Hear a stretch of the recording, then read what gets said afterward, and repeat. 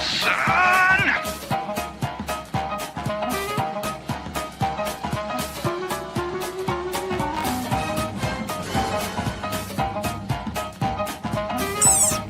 Ferocious. Historical precedent. We've never seen this before.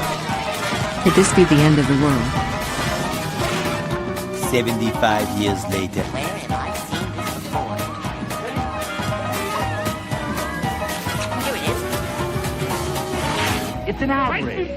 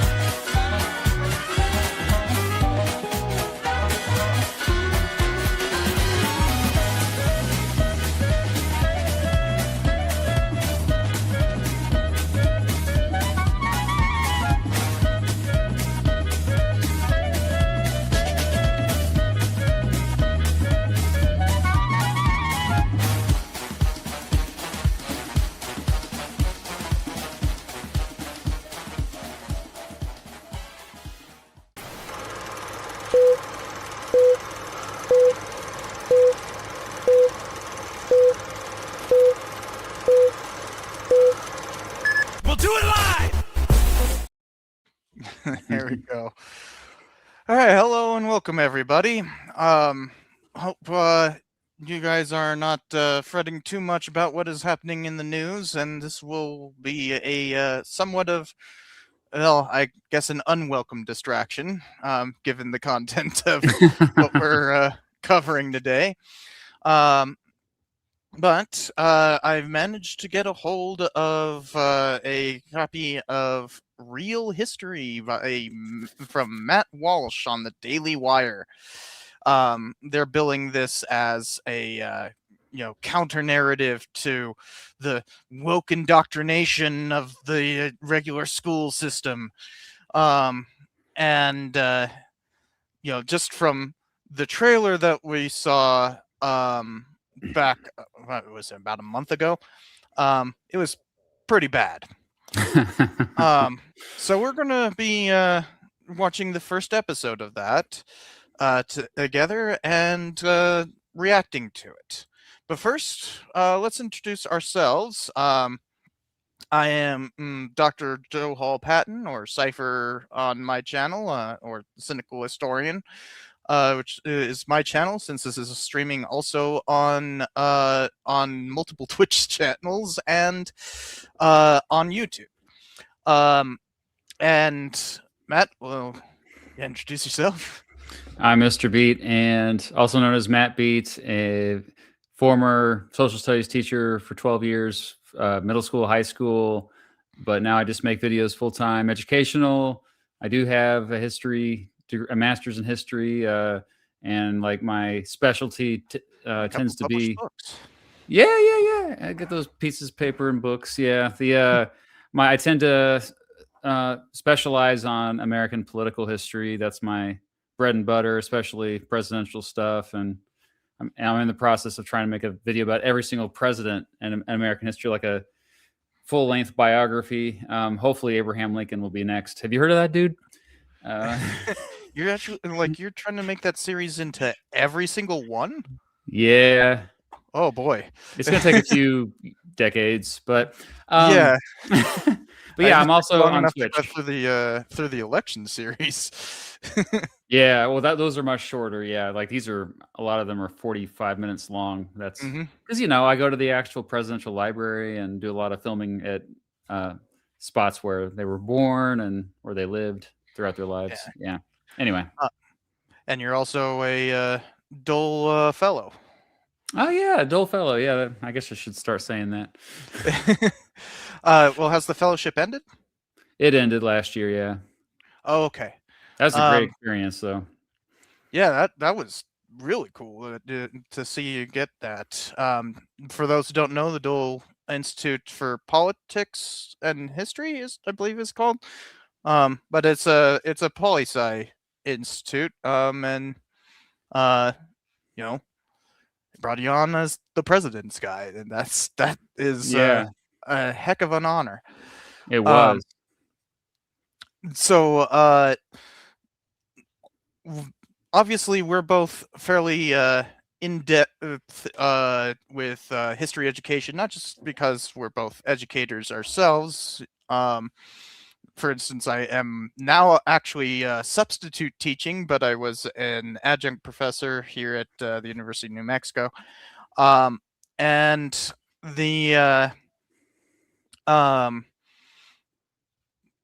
this gives us a need to maintain the standards of our professions, but also defend it from attacks from without, which is pretty much what is happening here that we will be watching, um, which it is coming from the Daily Wire, uh, a right wing punditry outlet, I guess is the best way to call it.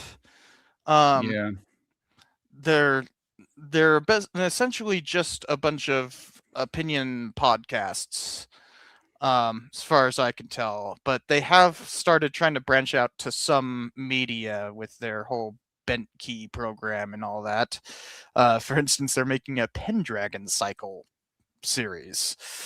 Um, but they also did like Lady Ballers as the one that was famously bad. And movies, TV shows, yeah, they're basically a streaming service, the Daily Wire Plus. They're trying to compete with like Netflix and Hulu and Apple TV. Yeah, they think that they can do that.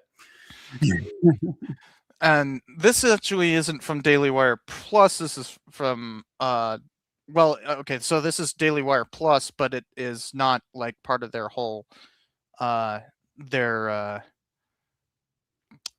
more fictional stuff.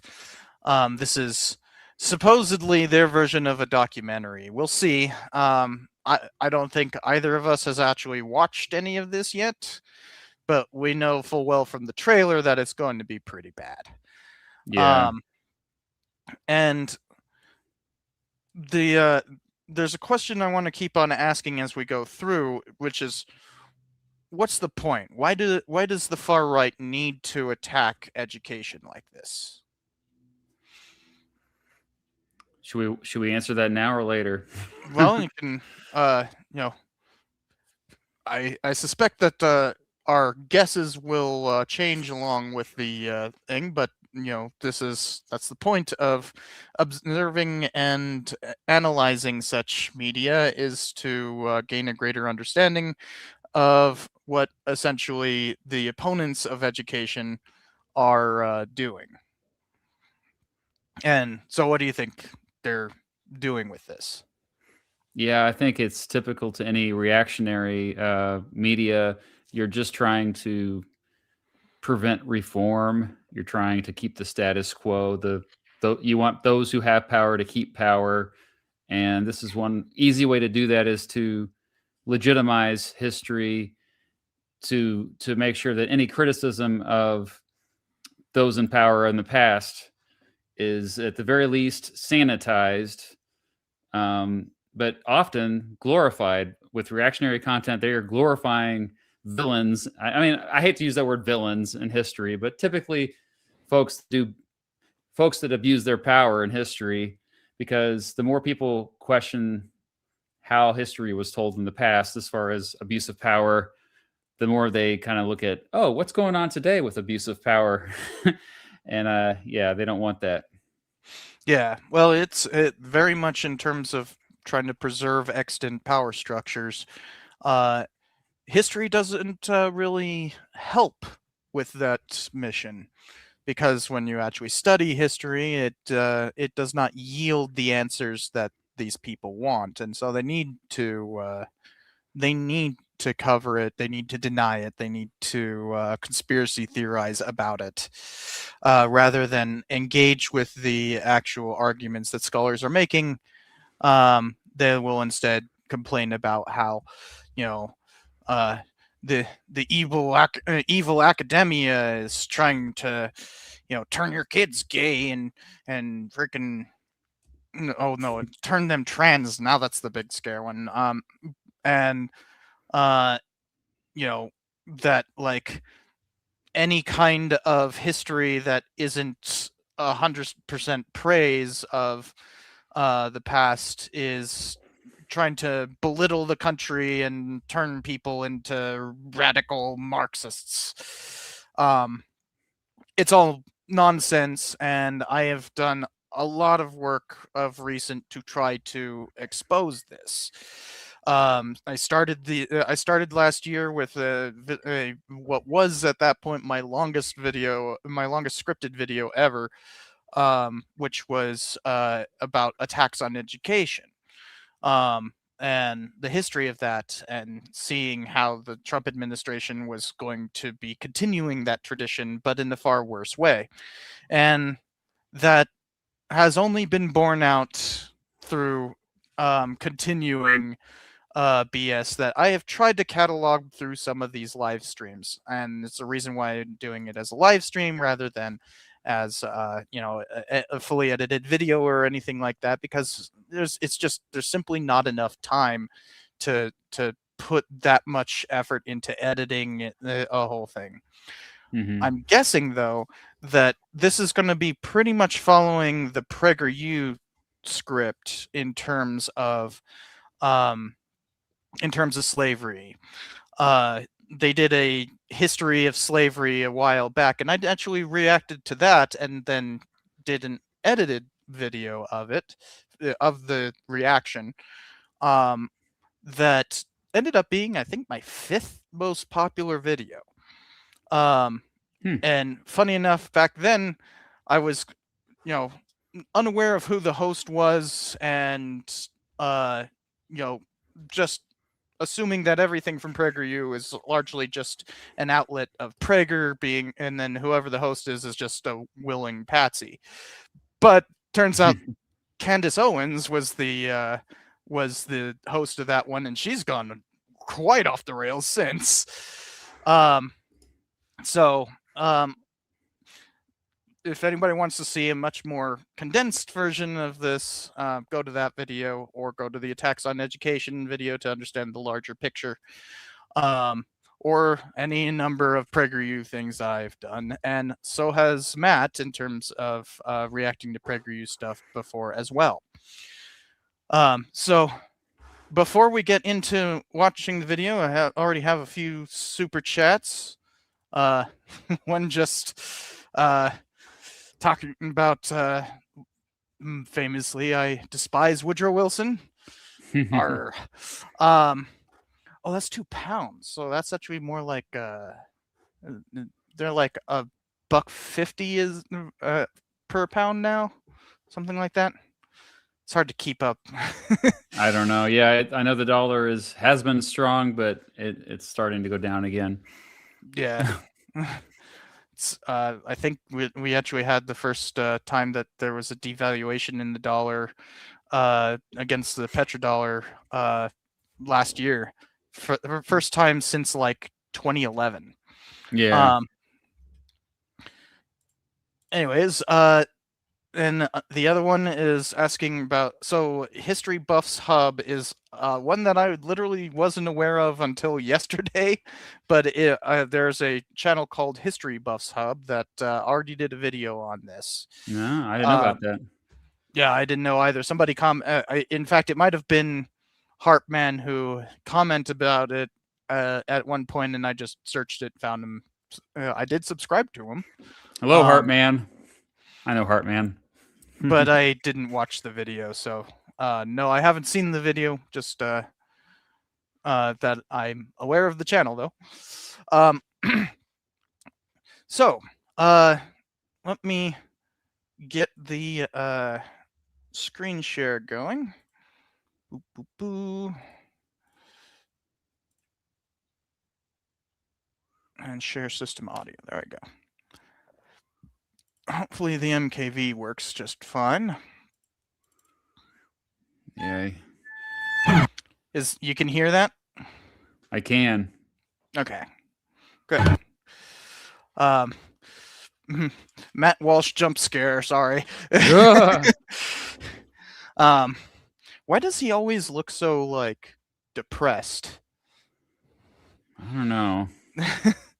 Everything I ever see clips of him, it looks just downright depressed. But yeah, we'll try to get through this and react to whatever is being said. So yeah, let's get started. Oh, why is the ticker going? There we go. Here we go. For more than half a century, anti-American propagandists have waged a demoralization campaign against us. Generation. What? Already, anti-American propagandists have waged a demoralization campaign against us. Yeah, it's that us versus them rhetoric. This is supposed to be the real history of slavery, and he opens with that? This is probably an introduction to the whole show, though, so... Because this is multiple episodes, so this is like, oh, man, I can't believe they did multiple episodes of this. But yeah. Of Americans have been force-fed lies designed to beat us into a state of submission and self-loathing. We've been taught to hate ourselves, to hate the West, and to hate the figures, mostly white, mostly male, who built America. We're all familiar with their... Notice, mostly white, mostly male.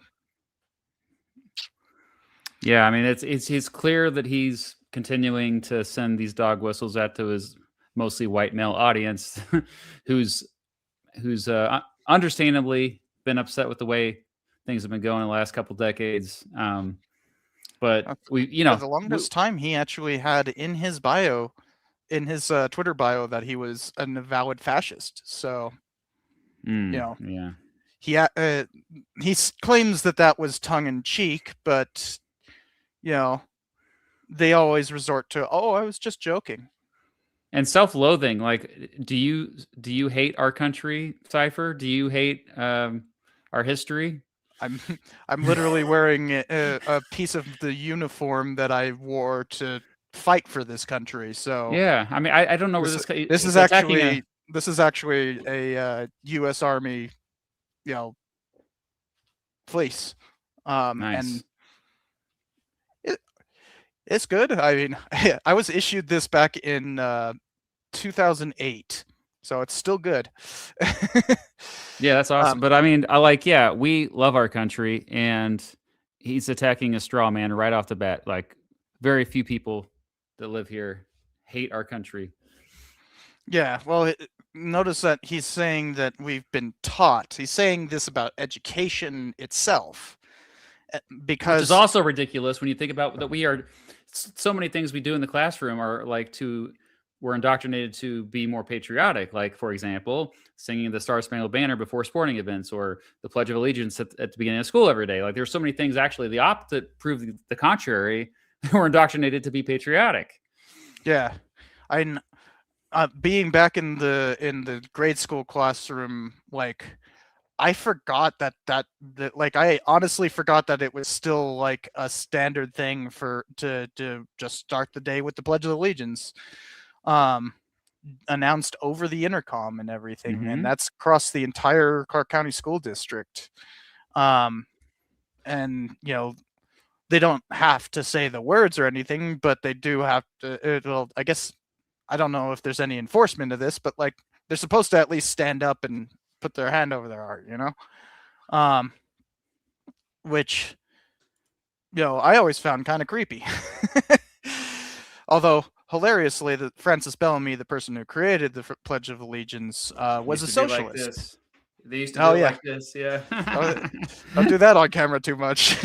Although, one thing that a lot of people forget about the Bellamy salute is that it started off with that, but you're supposed to end like, one nation, indivisible, one nation, indivisible, with liberty and justice for all. So when you hit indivisible, you're supposed to flip over.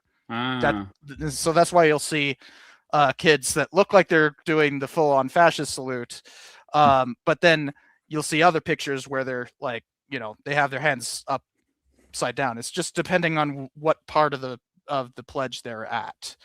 So it's not a Roman salute. It's or fascist salute. It's its own thing.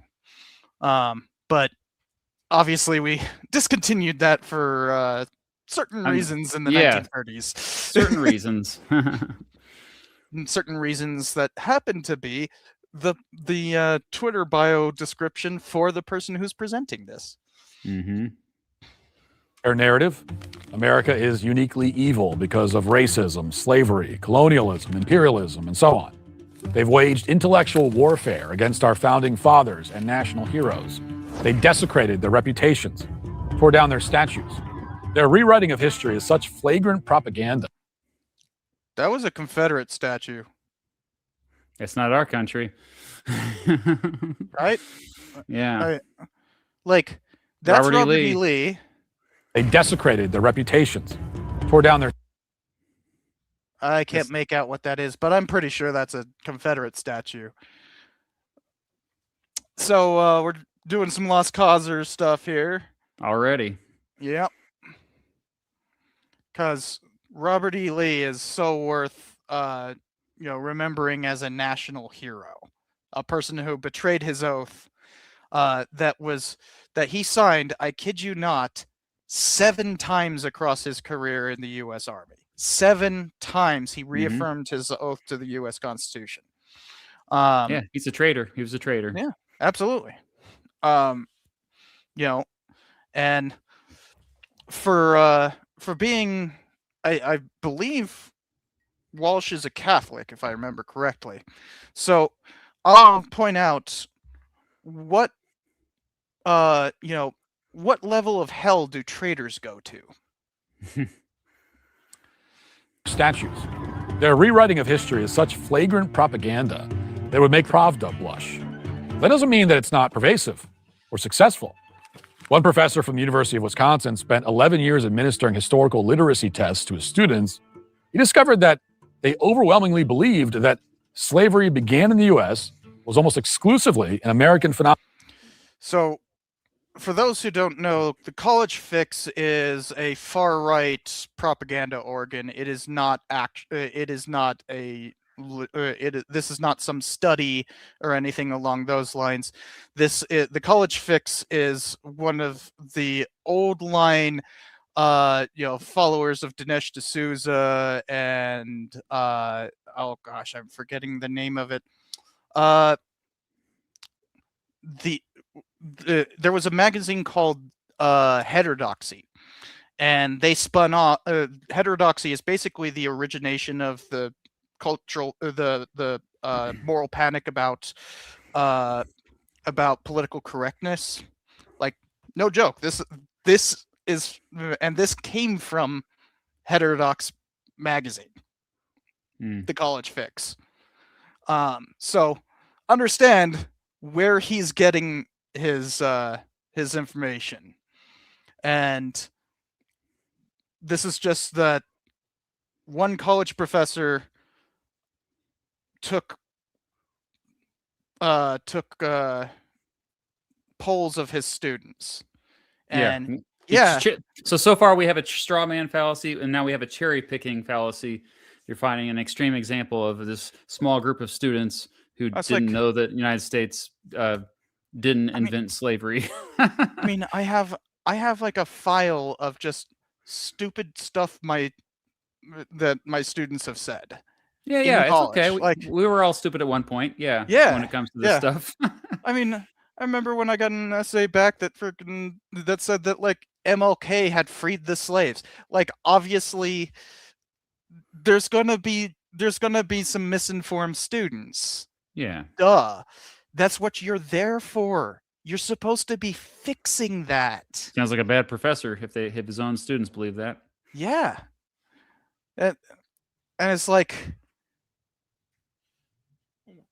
how is this like showing that they've been indoctrinated against the United States and all this stuff when it's literally just a professor who's complaining about students having dumb ideas.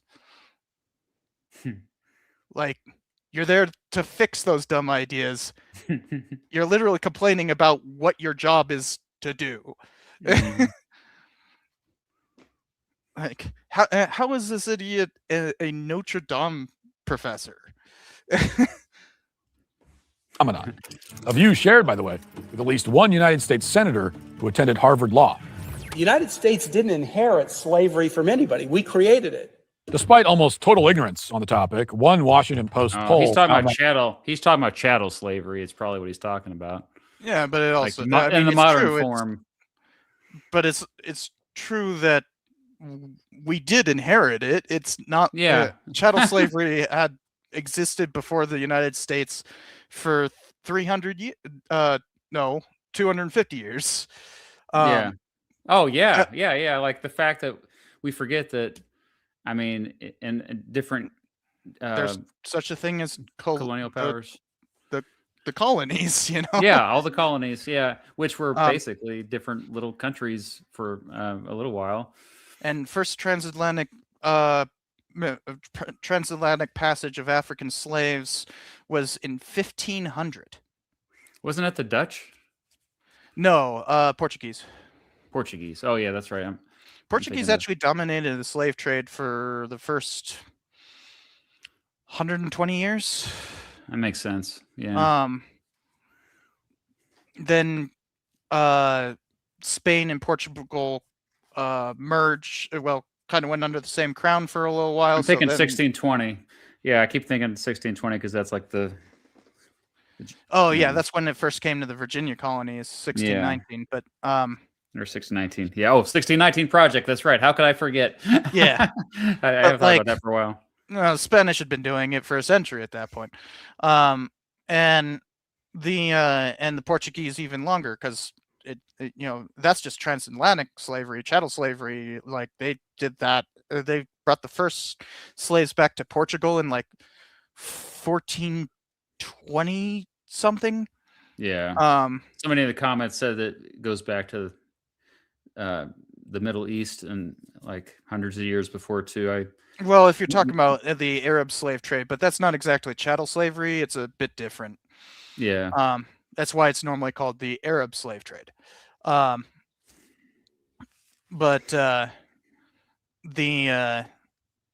chattel slavery, as we know it, basically dates back to about 1500. So yeah, he's right that some senator made a stupid comment. Boy, cherry picking again. that's surprising.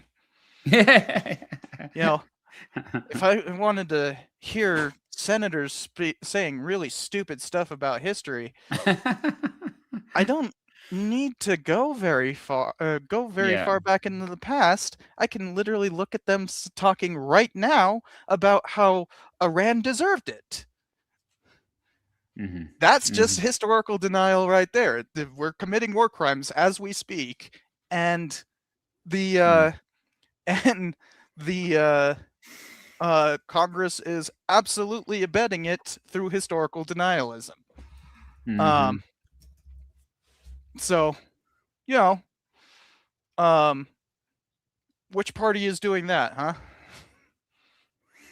A 67% majority of the public says the legacy of slavery affects American society today. That question, every black person. Wait, well, hold on. Of course it does. Why wouldn't it? Like, duh. Is he saying that this is false? Like, it's true though. Like, every historian worth their salt would agree with this and say that it does affect us a great deal. There is anyone who says otherwise is either lying or foolish. Says the legacy of slavery affects American society today. That question every black person gets, which is slavery was a long time ago. Why don't you get over it? How do you get over something that is as foundational to your society as anything can be foundational? We've been told that the history of slavery is straightforward and uncontroversial. We've been told that black slaves were mostly captured by whites, that white colonists in the Americas routinely. This is literally a slave myth that I busted way back in 2017. Yeah. So now he's relying on myths that, have been, very obviously myths. It's another straw man. Yeah. He's like, no one's saying this. Like, no serious historian is saying only white people enslaved others. Yeah. That's absurd. And furthermore, the whole idea that like white people were capturing black slaves, like, first of all, nobody before roughly 1670, there was no such thing as white people and black people. Right. That's a social construct. There were Africans and Europeans. Yep. Very important point. I think we need to bring that up more because so many people don't understand that. Yeah. The first time that white people was written in the law? Didn't the Spanish do it? Nope. Oh, it would have been like... Interestingly enough, the first place to ever have a law that referred to white people was in Maryland. Maryland. So it was probably the late 1600s. Probably. Yeah, it's like 1681 somewhere. That's I did that that race is a social construct video. You can go there to learn more about all that. But interestingly enough, the term white people was never written into law until that point. That's crazy. And that human being, perfect timing. Yeah. Yes, very much fallout from Bacon's Rebellion because Bacon's Rebellion. Because suddenly you had slaves and indentured servant commiserating, and can't have any of that. Got to separate them. Create a new hierarchy. Mm-hmm. Mainly enslaved free black men, and that more black people were enslaved than whites. And we've been told that we're not allowed to question. Wait, that's just true. Like, please question everything. That's the historians question things. Yeah. Also, like living. that more black people were enslaved than whites. Like, yeah. Like, who's even saying that's what? Let's hear him out. Maybe he's going to actually back up what he's saying. Any of that. Well, enough is enough. We're launching a monthly series setting the record straight on various historical topics. We'll give you the facts that the propagandists and idiot school teachers have left out. Idiot school teachers. Ooh. Yikes, dude. Yeah, so we'll listen to you. What's your credentials, buddy? Like, and here's the thing. He's talking about, like, what school teachers teach. I never see any of these idiots, not a single one of them, actually bring up curriculum. Because they can't. They're too stupid to just go to, like, nv.doe.gov and literally click the corner that says curriculum, and you just go to every history class and you can see exactly what's taught in Nevada. And that's the case for literally every state. It is not federally mandated, but federally encouraged. Every state complies with that. You can literally see what every state is teaching just by going to their Department of Education website and looking at their curriculum. It's that easy. How many dads are watching this show and getting all fired up and then attacking their kids' teachers after watching this because of the way he's demonizing professionals? They are professionals. They went to school for years. Some of them went to school for 6 years. Some of them took tests that Matt Walsh could never pass. Yeah. I bet you he couldn't pass the praxis exam for social studies. Oh, absolutely not. Yeah.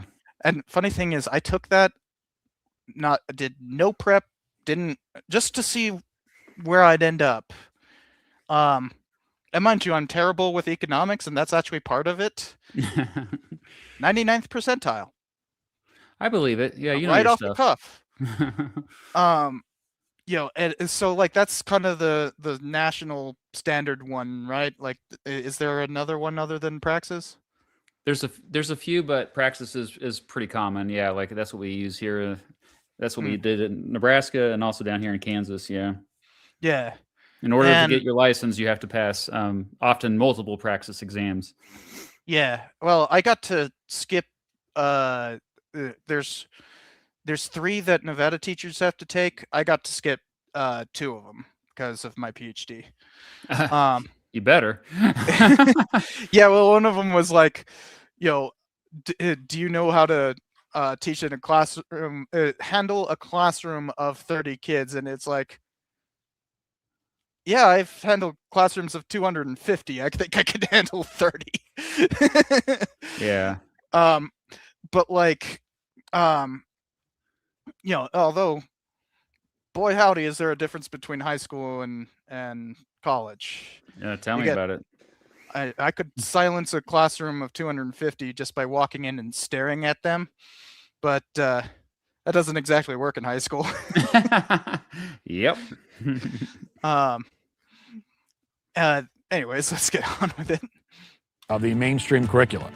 And we'll start today by taking on one of the central claims of modern anti-American mythology.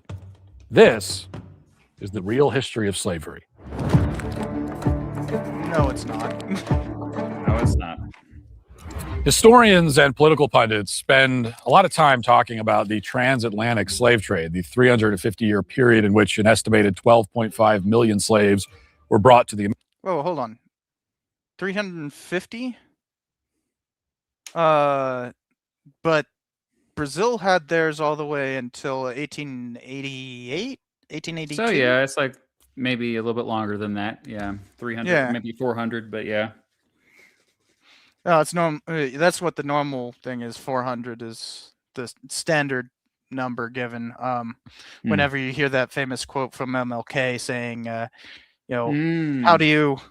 how do you expect a fair race when one runner is 400 years behind? Right. That's a great line. Yeah. I'm paraphrasing, but we're not as eloquent as MLK was. I'm sure he did it a heck of a lot more eloquently than I can pull off the top of my head. Americas, but what we don't learn in school is where those slaves actually went. Just under half of them, an estimated 5.4 million, went only to Brazil, and many more went to the Caribbean. Oh, hold on. Did he say just over half or under? I think he said over, right? Over. 5.4 would put it at just rounding up, would put it at 11 million total. The lowest estimate for number of slaves transported in the Middle Passage I've ever seen is 11. I'm not 11. Is 15. Normally it's more. Yeah. Normally it's 20. Like, okay, so already we have questionable numbers here. And the 20 number is famously there's that it's based off like this graphic right here is based off of that infographic that the Department of Education put together back in the 70s. Like this graphic right here is literally based on that. And yet somehow they're pulling lower numbers from the thing that we have been kind of accepted as the normal number since the 1970s. So there's got to be a reason why. One of the first things that the Department of Education did. Department of Education was created in 1978, by the way. 1.2 million went to Jamaica, more than 900,000 to St. Dominique, and 889,000 to Cuba. The grand total of slaves brought to the future United States was about You saying? That's what he's doing here. They're trying to make somebody said in the chat, whataboutism. They're trying to make the rest of the world look bad and the America good, United States good. That's what he's trying to do with this. So, I mean, they have more slaves down there, so they are worse. Oh, he's trying to differentiate Brazil from us? Yeah, I think that's what he's trying to do here with this. Oh. When we say us, though, even like we say us, why like am I... the United States didn't even exist yet. I'm putting on my trying to analyze the graphic and everything, and then it's like it's the framing. Because also look at how small that line is compared to 1.2. We got like 1.4. So there you go. Oh, let's see what the number is for freaking the Americas. Half the number brought only to Cuba. Yeah. Wow. Where's he getting that information? Just a million people less than what we normally estimate. Okay. just missing an entire digit there. Wow. But the reason why I wasn't even thinking he was framing it that way is because after 1714, guess who dominated the slave trade to all of the Americas?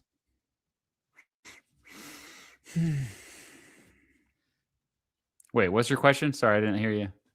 After 1714, who dominated the slave trade to all of the Americas, including Brazil?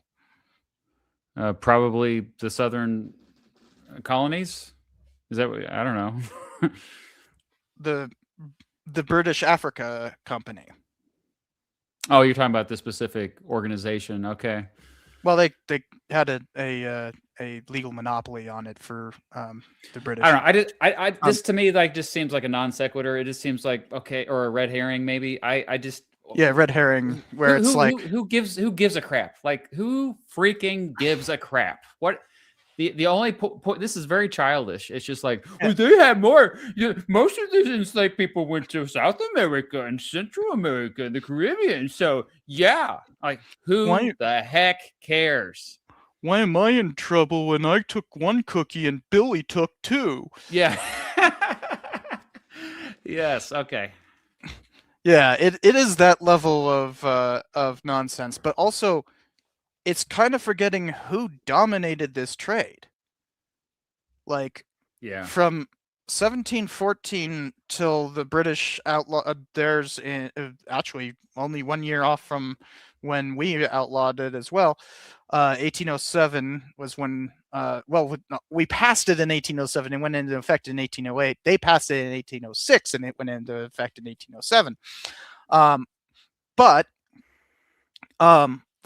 For that nearly a century, the slave trade was basically purely a British thing. Yeah. Well, Portuguese, like you said. The Portuguese were very dominant for quite a while. They led the charge, but the British would. But yeah, anyway, it just seems like one of the parts of Queen Anne's War was basically fighting over who would dominate the slave trade. It just, to me, this just seems like a waste of time. He's bringing all this stuff up just to make the rest of the world. Yeah, look over there. They're bad. They're worse. So why do we have to talk about it when there's other places? Mm-hmm. It's like, because you live here. You're in America. We talk about American history in America because it's American history. 172,372, or 3% of the total. The ones who came to the 13 colonies were the lucky ones. In the context of global slavery, getting put on a ship to New Orleans. The lucky ones. They're lucky. Yeah. So he's going with the old lost causer thing of we civilized them. But he's also going to say, they were less likely to die from disease, or they were less likely to die on the trip over, or they usually. I think the way he's going to be phrasing it is that it is a statistical fact that life expectancy for slaves in the 13 colonies was higher. was higher than Absolutely. say in the Caribbean. Absolutely. Well, because the Caribbean had all these tropical diseases. Well, not just that, but they just worked people to death, and they knew that it was cheaper Sure. to work them to death than to provide for them and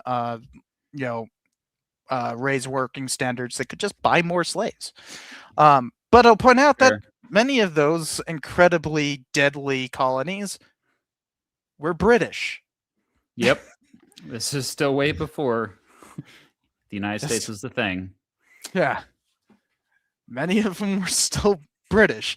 And Georgia and Louisiana ended up becoming incredibly deadly, having very low life expectancy for slaves in the early 19th century as they started raising sugar. Sugar is just so incredibly intensive that the slave owners found it cheaper to work their slaves to death and replenish them through buying than to maintain their slave populations. It's just an economic reality. Whereas but- up in the colonies, like they viewed it as Well, slaves Georgia- more as investments. That and also like, hey, they can also start families, and those are future slaves. You know. Yeah, like Virginia basically ceased to be a major cash crop economy by the 1840s and was in fact basically just they were producing some cash crops, especially cotton, but like the main thing they were producing was just more slaves. That Export 'em. Virginia became basically a slave breeding state. Isn't that crazy? It's so crazy. Yeah. It's These so are the harsh crazy. realities of slavery, which I'm sure he will not talk about at all. Of course not. It was really a best case scenario. If you think American slavery was bad, wait until you see what happened to the ones who didn't make it here. And we'll show you that over the course of this video. But first, we start with a West African country you've likely never heard of, the Kingdom of Dahomey. Now, Dahomey was not a peripheral player in the Atlantic slave trade. Dahomey was only founded in the 18th century. Well, okay, there was some minor chiefdoms prior to that, but as an empire, it was only founded in the late 18th century. The United States was actually already around when it became an empire. So, is he going to talk about how they enslaved people there and then sold them? Is that what he's going to bring up now? yeah, Dahomey was famously bad. Yeah, and like they had like a lot of ritual human sacrifice and stuff like that. Like they're quite an abhorrent kingdom, but they're basically grew out of the slave trade system that already existed. I'll point out that I already did a review of the movie Woman King, which basically tried to praise Dahomey. No. And it's a really bad movie. Oh boy. Really bad movie. Kind of disgusting that they tried to make Dahomey into like this, almost like the warriors who were doing the slaving were freedom fighters, which is just wackadoodle, to say the least. If he was talking about how Hollywood botched that one example, even though I'll point out that pretty much everybody was talking about how badly they botched that, this was not a controversial take. But no, he's saying that we're not taught this. Like, why would we? This isn't American history. Right. This is literally a kingdom that the kingdom existed prior to the United States, but the empire did not. The empire began after, because they had an empire to the forgetting the name of it, a much more powerful empire to their east, that basically kept them subjugated and fed the slave system for a while until they managed to secure independence in like the first attempt was in like 1790, but it wasn't really successful until 1819. So that's how new of a kingdom he's trying to divert our attention to. Mm-hmm. It was central to it. The kingdom's wealth, its military power, and its cultural splendor were built entirely on the systematic capture, sale, and export of human beings. Mm-hmm. By the end of the kingdom, an estimated 1.9 million slaves came from West African coastline controlled by the Dahomey. The kingdom obtained its slaves by waging perpetual warfare. And most of those were not transported across the Atlantic. He's forgetting that part. Upon its neighbors. In the 19th century, a Dahomean king named Gezo described the slave trade as the ruling principle of my people. It is the source of their glory and health. Their songs celebrate their victories, and the mother lulls the child to sleep with notes of triumph over an enemy reduced to slavery. Now, in many cases, the kingdom of Dahomey obtained these slaves by deploying. I mean, you could literally find quotes from King David in the Bible saying basically the same dang thing. So what? Justifying it, yeah. Yeah, there's justifications for slavery in the Old Testament, absolutely. And I just feel like Matt Walsh is coming across right now as somebody who asked ChatGPT to find evidence of, enslavers doing horrible things in Africa. I'll bet you he wasn't even aware of Dahomey until he read that script. Yeah. No, I mean, until Woman King and all the backlash from that. Oh yeah, good point. It was one of those points where conservatives and more left-leaning folks could kind of come together and be like, no, this movie's trash. Oh yeah. And like suddenly people are like, oh, now I'm aware of this one thing. It's like how I remember when Watchmen, that TV show, brought up the Tulsa Massacre. Yeah. And now that's like the only massacre anybody ever knows about, even though there's actually worse racial massacres in our history. There's tons of them.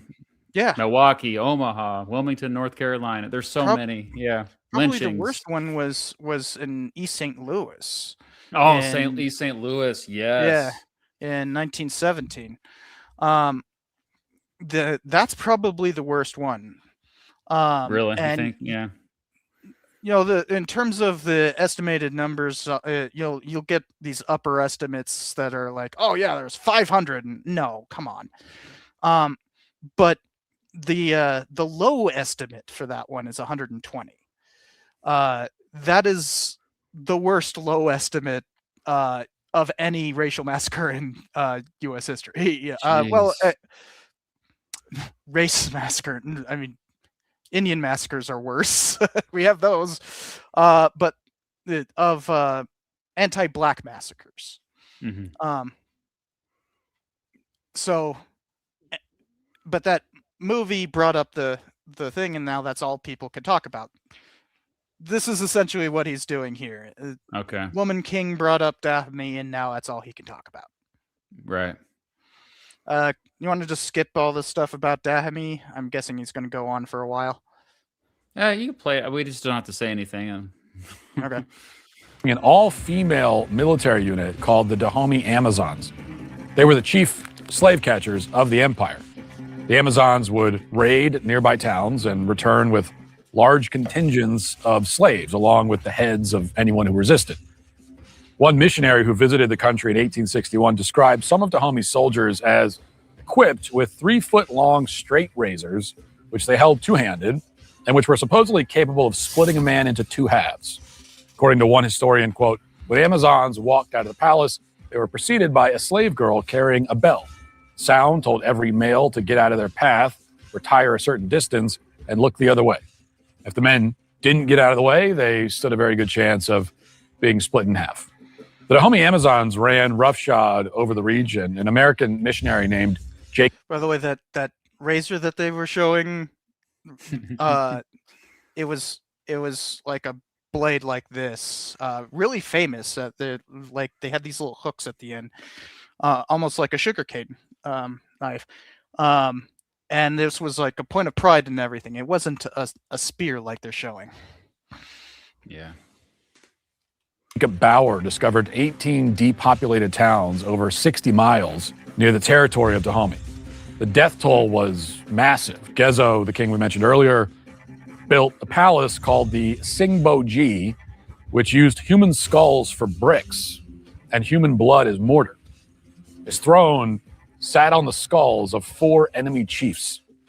Mm-hmm. Assuming you survived the Dahomey raid, which wasn't likely, and were taken captive. And there was yearly mass sacrifices.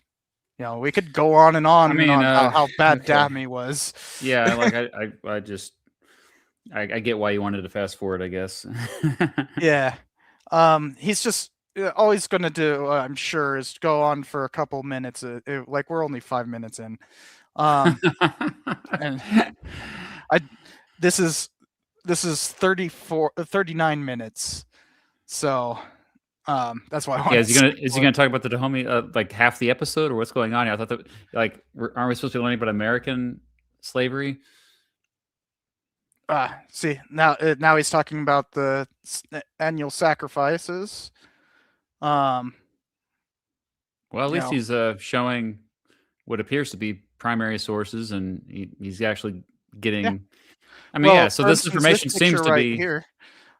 This is from La Petite Journal, which is a big pro-French Empire thing, and they basically made all these things to say, like, we need to conquer Dahomey. Yeah, we need to civilize them. You know, it's the white man's burden. Right. So yeah, it's a primary source, but understand what the primary source is. Always. Well, just play it. Maybe he'll shut up about it. Yeah, I fast forwarded over a minute and he's still going on about it. So. Remain, guarded by the king's soldiers, until death puts an end to their sufferings. Even before the breath has left the body, however, the vulture, in Dahomey a sacred bird, begins. Notice the French officer. Yep. Begins his work, and the screams of the sufferers, torn to pieces by the greedy birds, render the vicinity of the palace hideous.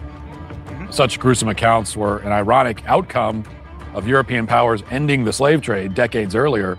Unsellable slaves were only used. What? Yeah. No. Let's hear what he has to say afterwards, because this is quite a claim. Like, Dahomey had their annual sacrifices going back to at least the 1750s. Like, no one had outlawed the slave trade at that point. No one. Useful as human sacrifices. But the annual mass execution festivals weren't even the most brutal event in Dahomey. According to the Sacramento Daily Union, they were, quote, far surpassed by the scenes which take place when the new monarch is crowned. 500 to 1,000 men are put to death in order to provide the deceased king with a suitable retinue in the other world. Then, blood flows in streams. On the accession of a present ruler, so great was the number of those wantonly slain that a large trench was made in the ground in which a canoe was placed. The blood of the murdered men was conducted by conduits into the trench until its quantity was sufficient to float the boat. I think we could literally. They butchered when I want to find out about this stuff, I definitely when I want to find out about an African kingdom. My number one source is the Sacramento newspapers, for sure. The Sacramento. According to this, like that's where I go to get my information about random African kingdoms. And I recognize the masthead because I've dealt a lot with the Sacramento Bee in my own work. They're not. They also rather famously liked to play tricks on the East Coast. Actually, a lot of California newspapers did this. Like one thing that they always love to say in my neck of the woods, this was in Santa Barbara, but same difference. was that the Santa Maria River was so massive that that there were newly invented jet boats. Just sensationalist garbage. Yeah. That were plying the river. Now, if you know anything about the Santa Maria River, it's basically always dry, and when it does flood, it floods. You're not having races, but this was such a popular claim that that there was this new. Didn't use the term jet, but basically they were saying that there was like jet propulsion for this invented in California. This was so popular that basically the entire East Coast reprinted it, and it became such a scandal that all of California's newspapers had to print a retraction just for what Santa Barbara had done. Wow. So come on, bro. Yeah. Their king. Slavery and barbarism were a fundamental part of their culture. Barbarism. So see how he mentions culture now. Like, this is a fundamental part of their culture. And he's going to go back to, but Western culture, whatever that is, it's clearly superior because we value freedom. Blah blah blah. Is he going to bring be up that? culture? Is he going to actually be that racist? We'll see. Or to bring up the old Nazi line. I hear the word culture and I reach for my gun. Yeah, it's always culture. It's always like Western culture specifically. Western values. That's often what they say. Yeah. Judeo-Christian values.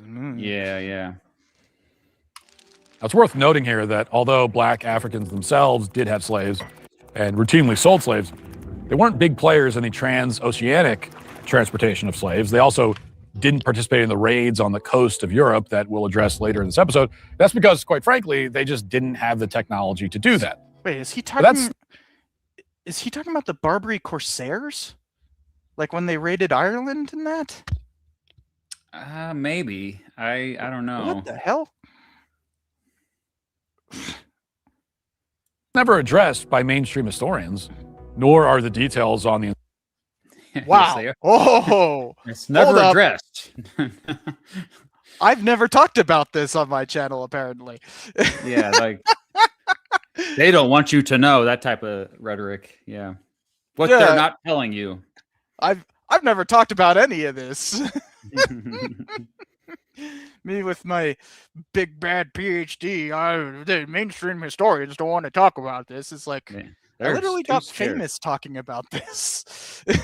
Oh, that's right. That was your biggest video. That was my breakout hit. Yeah. Yeah. So what the fuck are you talking about, dude? Provide some evidence to your claims, you idiot. Slavers in Dahomey. Consider, for example, Ken Burns' recent PBS documentary on the... Ken Burns is not a historian. American Revolution. Easy target, though.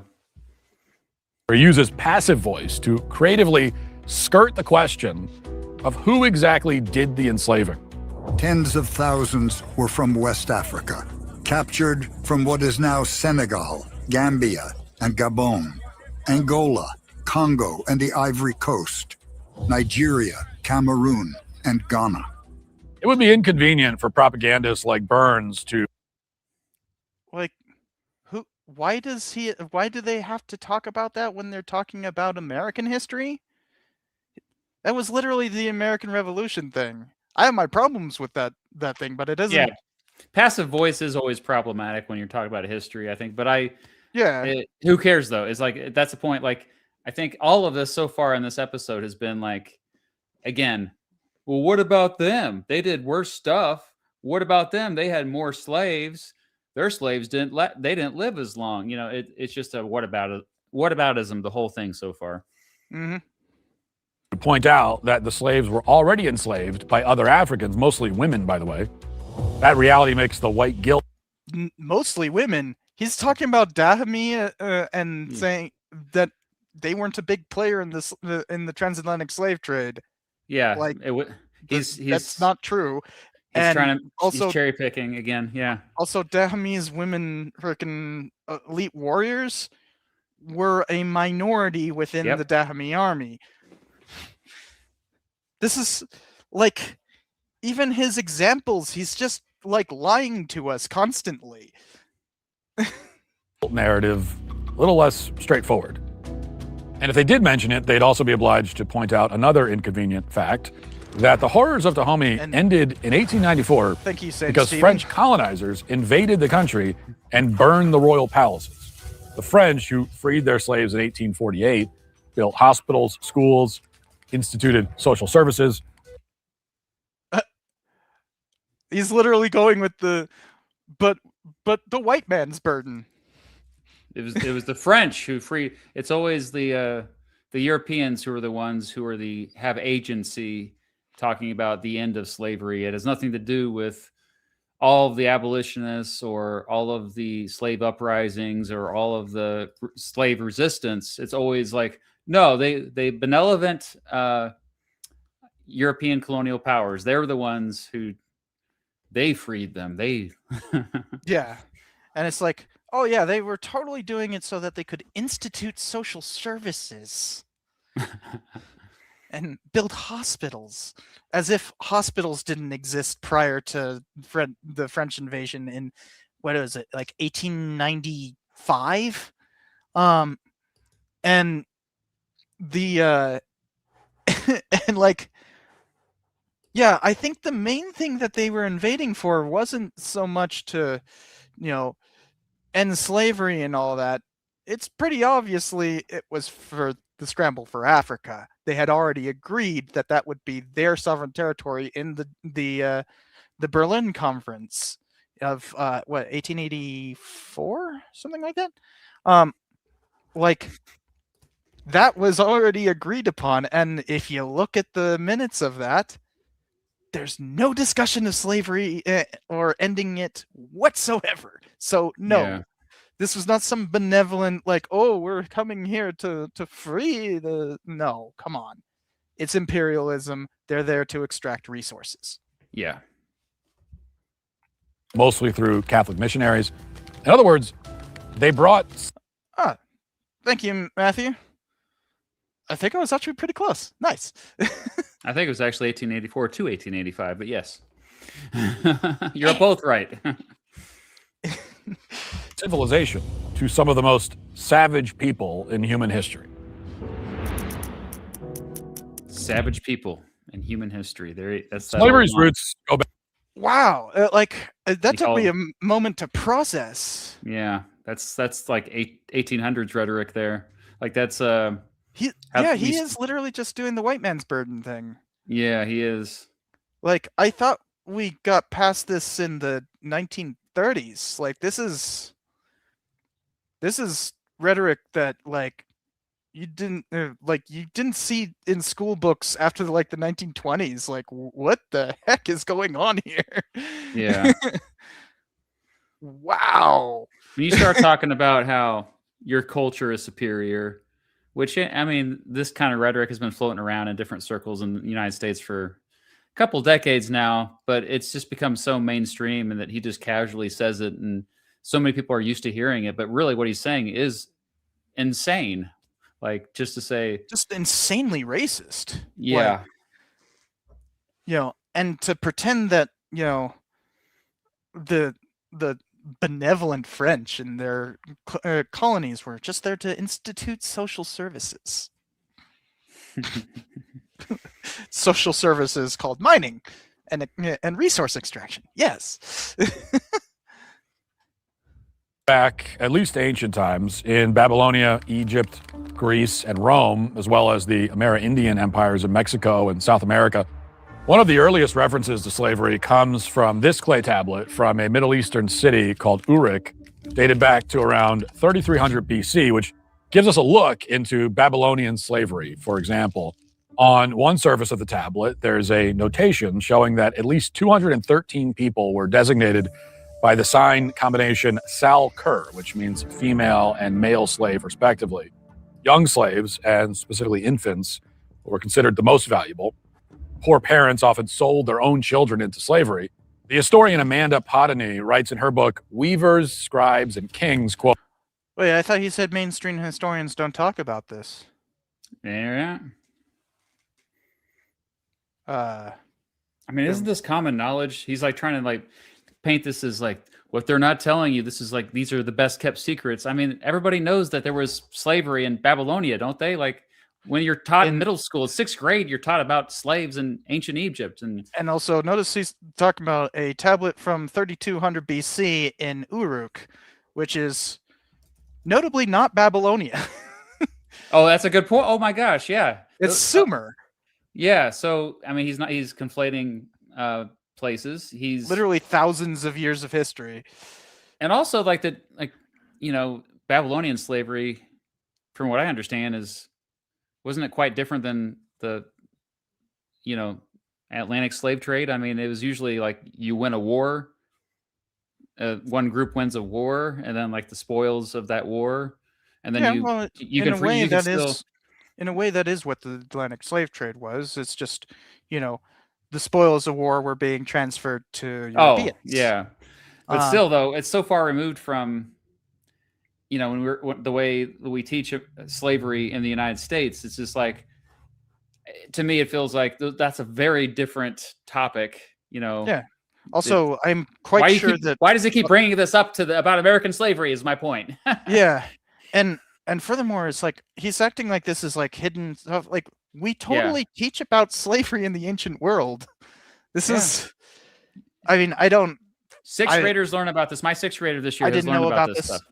I didn't know about the specific tablet or whatever, but yeah, we knew that Sumer had slavery.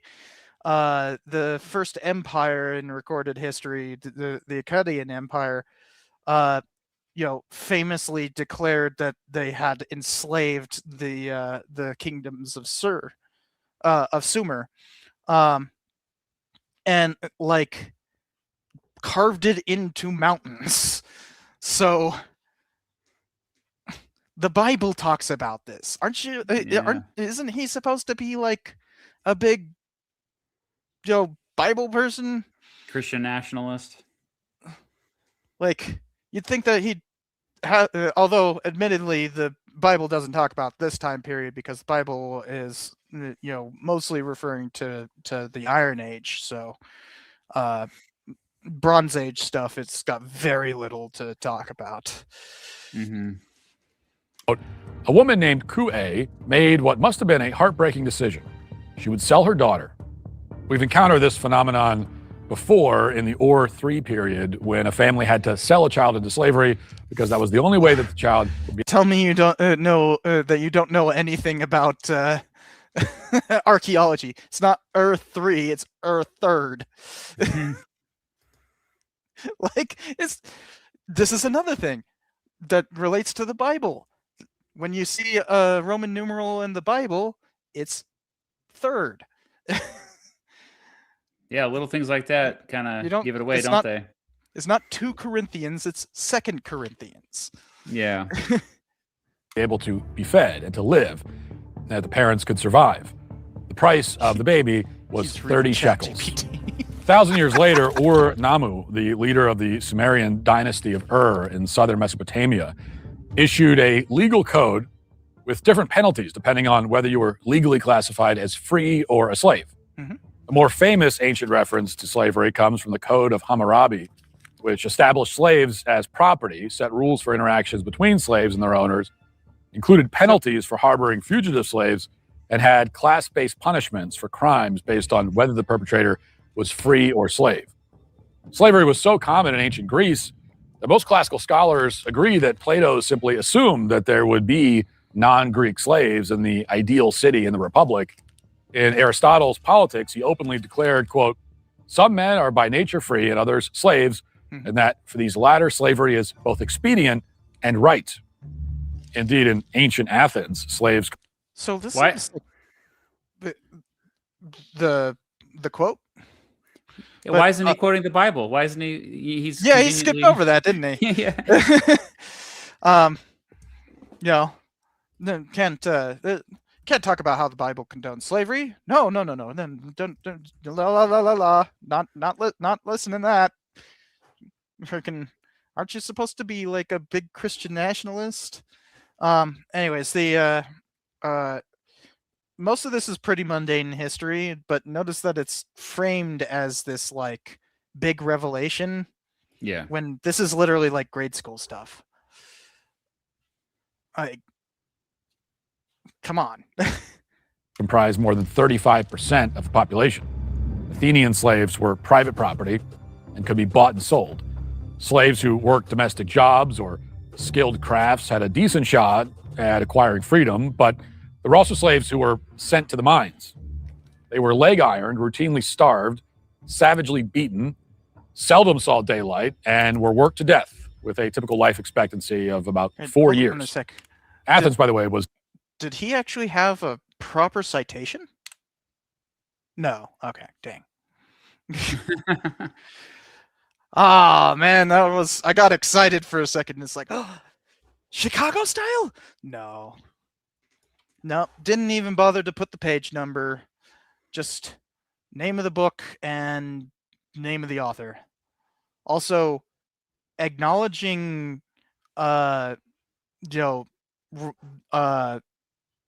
British honorifics.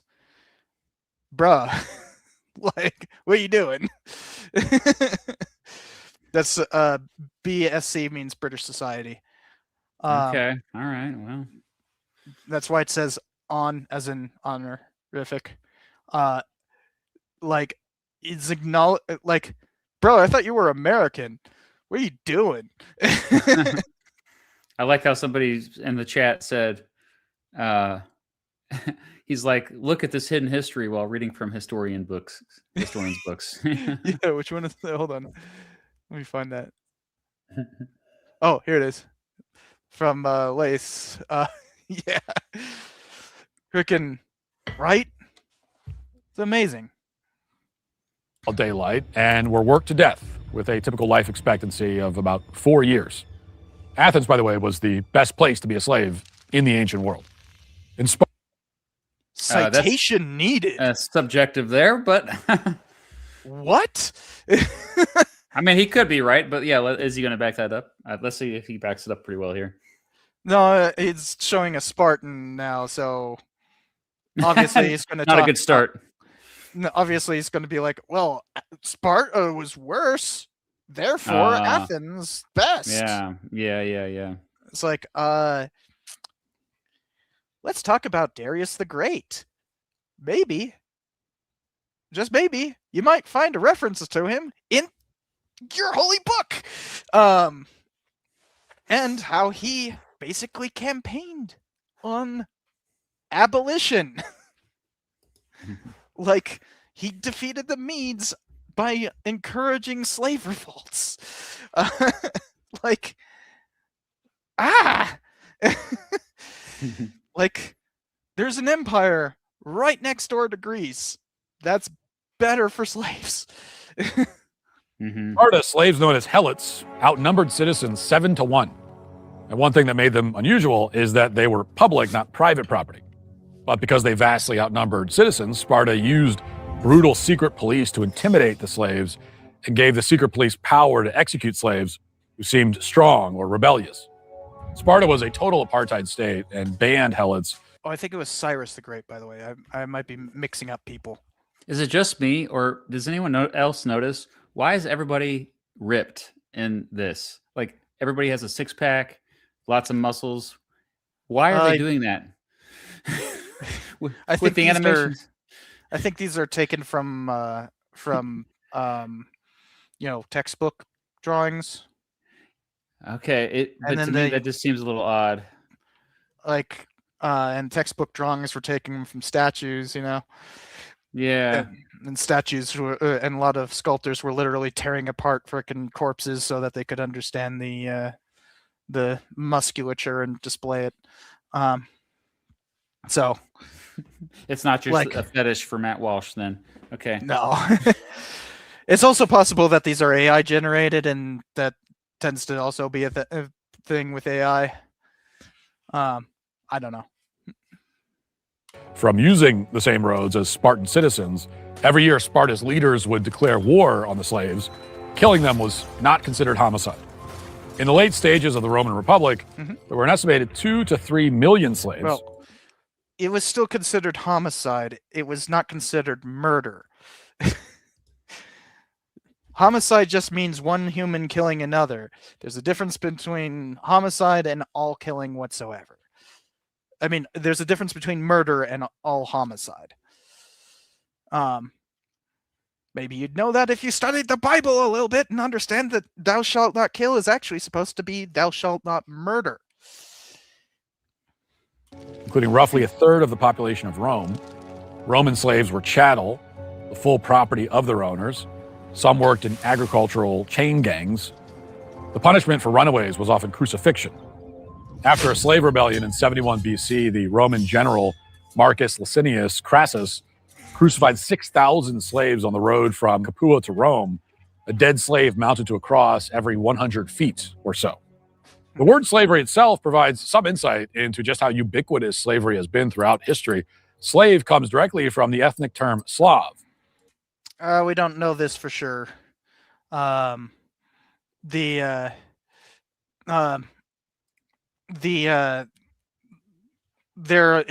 is a disputed etymology, and it's actually likely not true.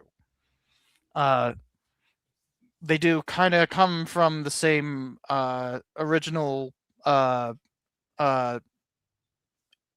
church Slavic term, but it's not because Slavs were slaves. That's just not at all the etymology of that term.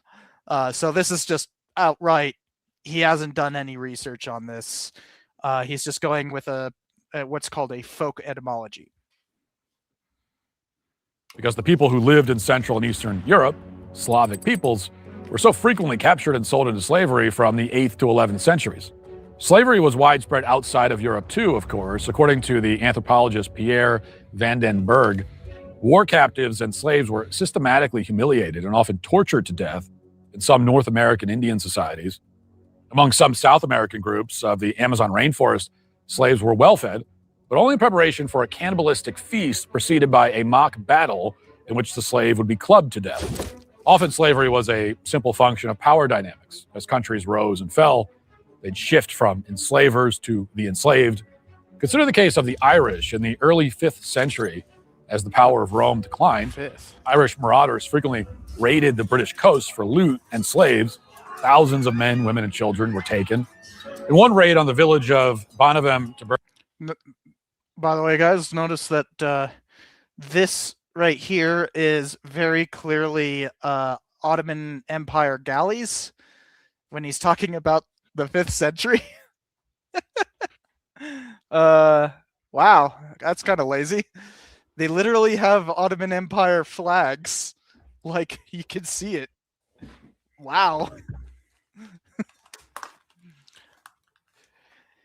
You come back to him talking about the Irish raids on the British Isles during the 5th century for slave raids, and I'm just noticing that those are Ottoman Empire galleys. Hey, you just can't. Got to find what you can. They probably just searched the term old galley ship. And probably went with the first one that looked cool. With the flags. Man, look at the flags. Yeah, it's very obviously the Ottoman Empire. Bernier, near modern-day Wales, Irish raiders kidnapped a 16-year-old boy named Succat. Succat spent 6 years as a slave at a sheep farm in Northern Ireland. He later escaped, returned home, became a priest, and came back to the land of his captivity as a missionary. And we know him today as St. Patrick, patron saint of Ireland. By 795 AD, the tides had turned, and now Vikings were enslaving the Irish, along with many other Northern Europeans. Viking slaves were seen as cattle, or as advanced domestic animals, who typically lived in the darkest end of the longhouse with the other domestic animals. After Oliver Cromwell conquered Ireland in the mid-17th century, the situation reversed, and the Irish were at the mercy of their former captives. That's not the right The flag. English regime forced Not the right flag there. And Ireland flag too is not the right flag, I should probably say. Those came much later. But yeah. Yeah, that's the freaking 1808 flag. Yeah, I'm sorry, like I can't believe he's still how far are we into this? Because he's still going on about the history of slavery around the world. Okay. Just do that bar. So the whole episode is supposed to be about the real history of slavery, but I guess like he could just put history of slavery maybe, and like I don't know, I just don't understand why this even has to be like presented as a contrarian. I mean, a lot of this stuff is true that he's saying. Well, hold on. It's also notice that he's talking now about how the Irish were now at the subject of Cromwell, as if Cromwell enslaved anyone. Yeah, he's He gonna. did Oh, it. he's gonna say that. He's gonna say. Oh wow, God. This is a standard. This is literally the first myth that I hit on in my 10 common slavery myths. The first one. Well, yeah, because it's. I guess it's important to his narrative that we have people with less melanin that are also slaves, and so yeah, I get why he's. Oh, and yeah, in the mid 17th century, you can call them white people at that point. They're there's that term's going around. It's just not like common yet. Yeah. Well, Middle Eastern people were white too at that time. So yeah. I mean, even in the late 19th century, you'd still find eugenical charts that are literally consider the Ottoman Empire the entire Ottoman Empire to be white. Mm-hmm. So yeah, whiteness is a very fluid concept because it's a social construct. But here he's about to say a myth that basically the thing that I got famous debunking. First, the relocation of roughly 80,000 Irish men, women, and children to sugar colonies in the Caribbean, where they were held in bondage and forced to work in the fields. Not easy to do with an Irish complexion, by the way. With an Irish complexion, golly. This is the straight up Irish slaves myth, is it not? Like, yeah, really but notice the phrasing there. He said held in bondage. Yeah. Not slavery. Bondage can refer to a number of different coercive labor systems. Well, is he talking about indentured servitude? Is that what he's trying to say? Like and see, the standard thing is people try to say that indentured servitude was the same as slavery. Oh, okay. It wasn't. That's just utterly false.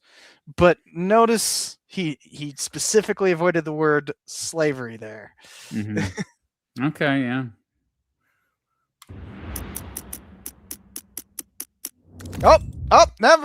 There we go. You just, yeah. Yep. This just went right into it. I thought he was trying to be coy, but then he just puts it in big red letters. Irish slaves myth. Yeah, I mean, this is basically turned into a. I mean, do people really believe this online still? I thought this is kind of a joke now. They do believe it? Wow. It's like it was literally the most controversial thing about my episode. I got death threats and all kinds of stuff. And when I say death threats, I mean legitimate ones where they were the term doxing I don't think existed in 2017, but yeah, people were trying to dox me on it. I got death threats over my Great Replacement Theory video. That was the one for me. Yeah, a lot of. Did people look up your address? I will just say I had to report to the FBI. Yep. Because they were going after my family. Yeah. Yeah. Funny thing is they were specifically threatening my parents' address. So that was because I wasn't living in Nevada at that point. I was living in California.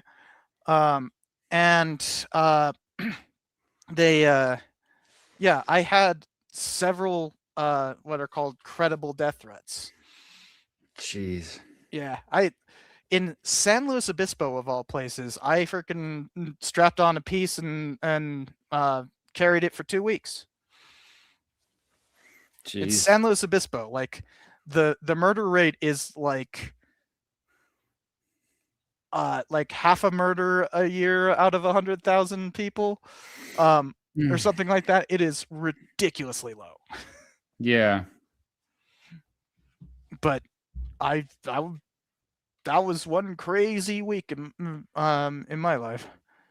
And yeah, he's equating indentured servitude with slavery. It is not. It is a contract. That's literally what indenture means. And you are guaranteed that it will end. Typically, they were only 3 years. 3 years. Some would be even less than that. According to Anglican standards, that it would be heretical to hold somebody in bondage who was Christian for longer than 7 years, and so typically you wouldn't see indentures any longer than 7 years, even when they were done for criminals, because you could be forced into an indenture for being convicted of a crime. But that's also known as forced transportation, being transported, because the indenture is actually paying for your transportation across the Atlantic. That's what the indenture is for. Yeah. And so you contract out your labor for the next 1 to 7 years. Ben Franklin was indentured. Yeah. He wasn't a slave. It's a simple reality that every living white person has ancestors who were enslaved. But a great deal of white slavery was not done by fellow Europeans. This is the town of Baltimore in County Cork, Ireland. The tranquility of its rocky shoreline was shattered on the night of June 20th, 1631. That evening, at precisely 2 o'clock in the morning, Islamic pirates led by a commander named Morat the Younger arrived banging war drums and screaming in Arabic. They arrived on 2 large raiding vessels flying crescent moon flags, one 300-ton flagship equipped with 200 men. Notice that is literally the one of the ships that they showed for the 5th century. Oh, yeah. Lazy. And 24 pieces of ordnance, including 12 cannons on each side and a smaller, more maneuverable 100-ton ship with 6 iron guns on each side. It came as a shock to the Irish villagers, who were mostly fishermen. According to a book called The Stolen Village, quote, none of these untraveled fisher folk would ever have seen anything like the Turkish warriors with their flashing scimitars, their swirling, flowing robes with distinctive cowls, the torchlight glistening on the sweat. So first of all, I want to point out that it actually has a page number there. But I'm also trying to look up, because he just said, according to a book called this, like, rather than like, is this a historian? Oh, this is a 2008 book. A popular press book that I've never even heard of. Something called the O'Brien Press. And the author is a retired journalist, not a historian. Yeah. I mean, this is an event that actually happened. Like, yeah, the Barbary Corsairs raided Ireland a few times. They raided as far afield as Poland. Really? Yeah. Wow. Yeah. Oh, I got around. That is fascinating. Yeah. I mean, he talked about Vikings. Like, Vikings literally raided what became the Barbary Coast. What was back then called the Vandal Coast.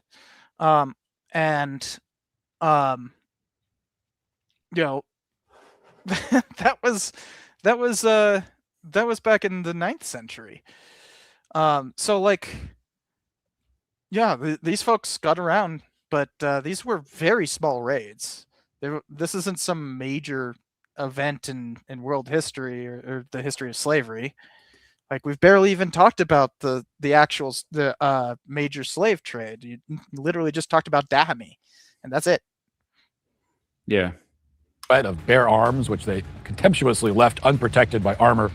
Storm them, my brave ones, some of the Janissaries would have been yelling, while others responded with shouts of, No, there were no Janissaries in this at all. This was not an Ottoman raid. This was a Corsair raid. Janissaries, what is that? What group of people is that? So basically, elite troops of the Ottoman Empire, essentially. Okay. Many of whom were Christians. Fucking hell. But they shouted Allah, Allah. Because of course you got to get that or the Islamophobia. Islamophobia, yeah. Allah, Allah. These pirates were Janissaries, and they were raised from a young age to become fearsome monk-like fighters for the Ottoman Empire. Their story offers a good look into the they were not Janissaries. They were Corsairs. Why would Janissaries have anything to do with Corsairs? proliferation of slavery. The forced levy of Christians to become Janissaries is called the Devshir Meh system, and it involved the kidnapping of hundreds of thousands of Christian boys over the 300 years that it was in place. After they were kidnapped, they were forcibly converted to Islam. They were No. False. That's just straight up false right there. extraordinarily disciplined and well-equipped. They carried muskets and pistols, carried in a red scarf tied around their waist, as well as their signature double-curved blades. The Janissaries had spent weeks sailing to Baltimore from Algiers, 1,200 miles away, preparing silently for... Notice Algiers. They were Corsairs. They were Barbary Corsairs. Why is he bringing up Janissaries for this? What the heck? So the Ottomans did not invade Ireland? So the Barbary coasts were a here. series of sultanates that were nominally under the Ottoman Empire, but they were sultanates, so they But I thought we were talking about Ireland, not the Barbary coast. Well, they sailed all the way up to Ireland a few times to do some slave raiding. Okay. So yeah, the Barbary pirates famously had a lot of white slaves. We basically, one of the main reasons why we created our Constitution was because so many Americans were being captured by Barbary Corsairs and brought into slavery. Yeah, the Barbary Wars. The Confederate. Well, that's decades later. I know, but the roots of it go back to. Well, part of the problem is that the Knights of Malta had basically ceased to function as a controlling force against the Barbary Corsairs during the 7 Years' War. So the whole hospitaller hostage system had fallen apart, and so we as a new nation really got the brunt of it. But yeah, even by 1816, when 1815, I think it was, whenever the third Tripolitan War was, or second, I can't keep track of all of these. We were rescuing Americans who were enslaved by Tripoli. So, yeah, this is a thing that happened. It just wasn't that big of numbers. But it matters a lot to American history, but I bet you he's not going to talk about how we capitulated to the Barbary pirates. Or Corsairs. I know one of my viewers will get really mad with me if I call them pirates. Oh, really? Yeah, I say my video about them. I call them pirates. It's one of those things of like, yeah, technically they're not pirates, but we'll call privateers pirates. Oh yeah. So just even though we know that privateers are not pirates and stuff like that. Yeah. It's one of those kind of like, historians should take care to say it correctly, but like in a classroom, precisely this moment. And when that moment arrived, the Janissaries were prepared. Not The villagers Janissaries. were not. Outnumbered 10-1, the citizens of Baltimore never stood a chance. Neither did the British Navy, which was responsible for patrolling the coast and protecting villages like Baltimore from attack. The British knew through good intelligence gathering in Algiers that the Janissaries were planning an attack, but expected it to happen at a much larger and wealthier town called Kinsale, 50 miles away. Through a captured and likely tortured fisherman, the Janissaries learned that the British fleet had left Baltimore unguarded, and they planned to move into the interior of the country to collect more Irish slaves. But Irish ingenuity claimed the day. Resourceful villagers gathered nearby, collected firearms and rum, and started making as much noise as possible. This convinced the pirates that an English army was marching on them, and they retreated from Baltimore, limiting themselves to around 100 slaves. The raid on Baltimore is unique because of where it happened, but such raids into Europe were fairly... Two small corsairs, can't carry that many slaves. I just looked it up. Between 1580 and 1680, corsairs captured about 850,000 people as slaves, and as many as 1.25 million is the higher estimate on that. So it is really important to bring up the point that like he's clearly cherry picking this very specific event, to highlight the fact that these are white people that are being targeted. Yeah, I thought most of their targets were Christians, at least. I mean, sure. I'm just saying, but I think it's clearly a racial thing he's going for here. I think that's why he's like, because most Americans he's talking about Ireland, which had a few raids, but like it wasn't that prominent. Yeah, exactly. My point is that like most of the Barbary slave captures were done shipboard. That they'd raid a vessel and enslave the crew. Yeah, Mediterranean. I think the reason why he's doing this is because so many Americans have Irish heritage, ancestry, that he's like, hey, check this out, and he's making it a racial thing. Mm-hmm. And I mean, well, it's also that ethnic thing, I should say. Well, it's also that whole. I'm sure he's going to try to. He hasn't done it technically, besides writing it in big red text. He hasn't technically said that indentured servitude is the same, but I bet you he's going there. But I bet you that's why he's focusing on Irish people. Comment. In 1627, for example, corsairs took 5 ships in a raid on remote Heimaey Island in Iceland. With total ferocity, they killed and maimed, they raped the women and girls, dismembered infants, desecrated churches, and slaughtered a priest at prayer. They burned and looted everything in sight, and, quote, settled down to a long, unhurried... The reason why he's got to focus so much on like how terrible all this is instead of just saying like they did a slave raid, is because he's got to freaking be like, look how evil these other people were, as if raping and pillaging was unknown to people in Iceland. Sure. Orgy of rape, mutilation, and murder, which seems to have been motivated by nothing more than sadistic sport. One account tells of the corsairs cutting people in half and callously snapping the necks of infants. Anyone unable to keep up with their pace was cut down. Oh, notice it's still the stolen village thing. Yeah. That we already know is incredibly incorrect because it conflates. Kept on talking about Janissaries. It keeps conflating Janissaries and corsairs, and it's really confusing me because I don't know a lot about this stuff. So let me see if I can get I can get a reading sample. Hold on.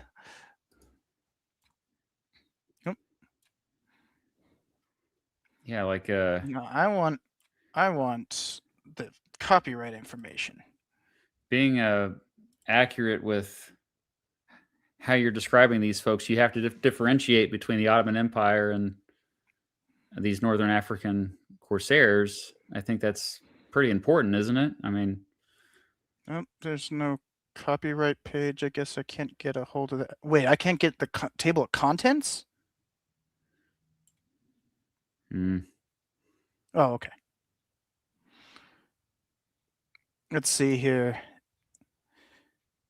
Source notes, but not actual notes. Okay, so let's see if source notes are actual notes or just not available. not available. Okay.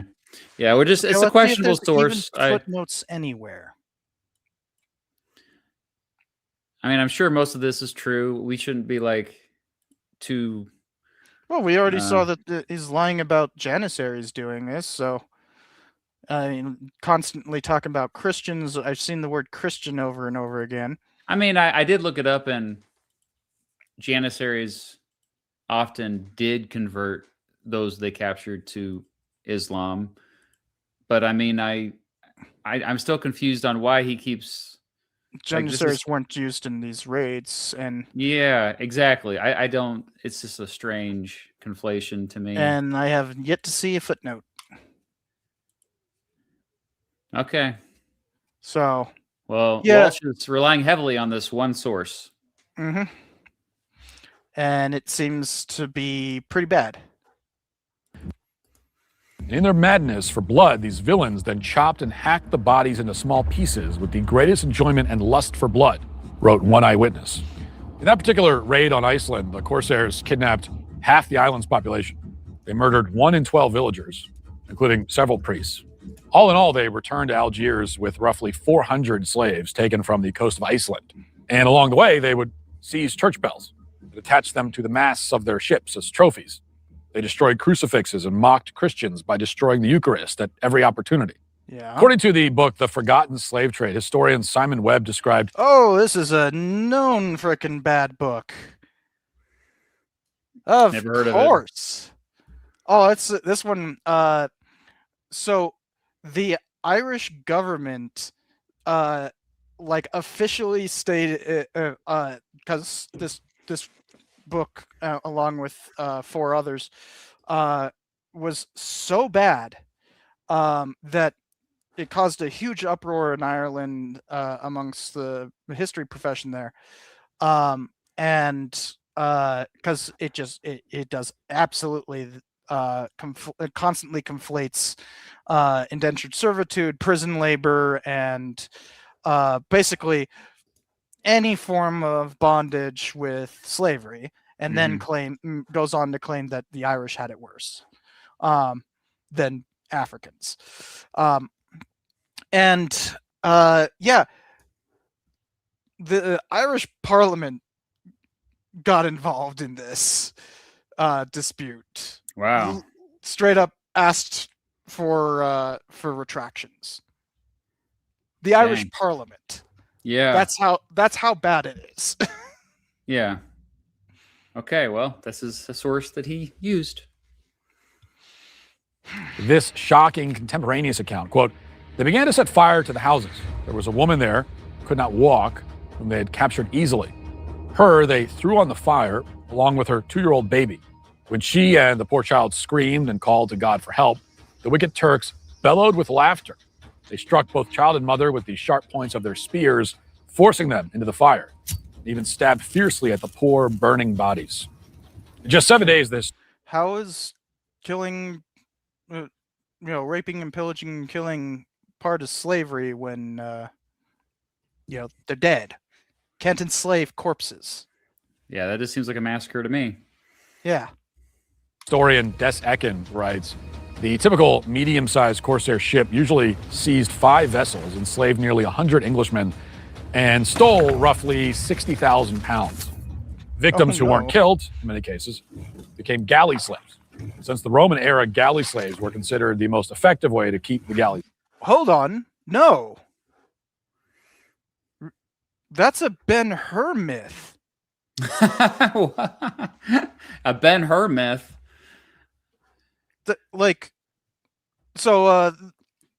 It's true that the Ottomans used galley slaves.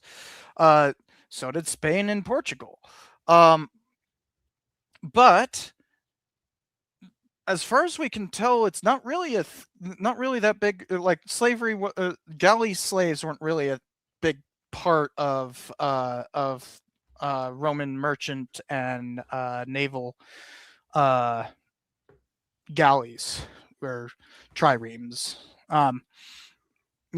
That's Ben-Hur, I barely know her. Yeah. Yeah. Okay. But interestingly, the governor of New Mexico wrote that book, and misappropriated the whole thing of galley slaves and put it all the way back into ancient times, when we don't really have much evidence of such, to tell the story of Ben-Hur. It's fiction, but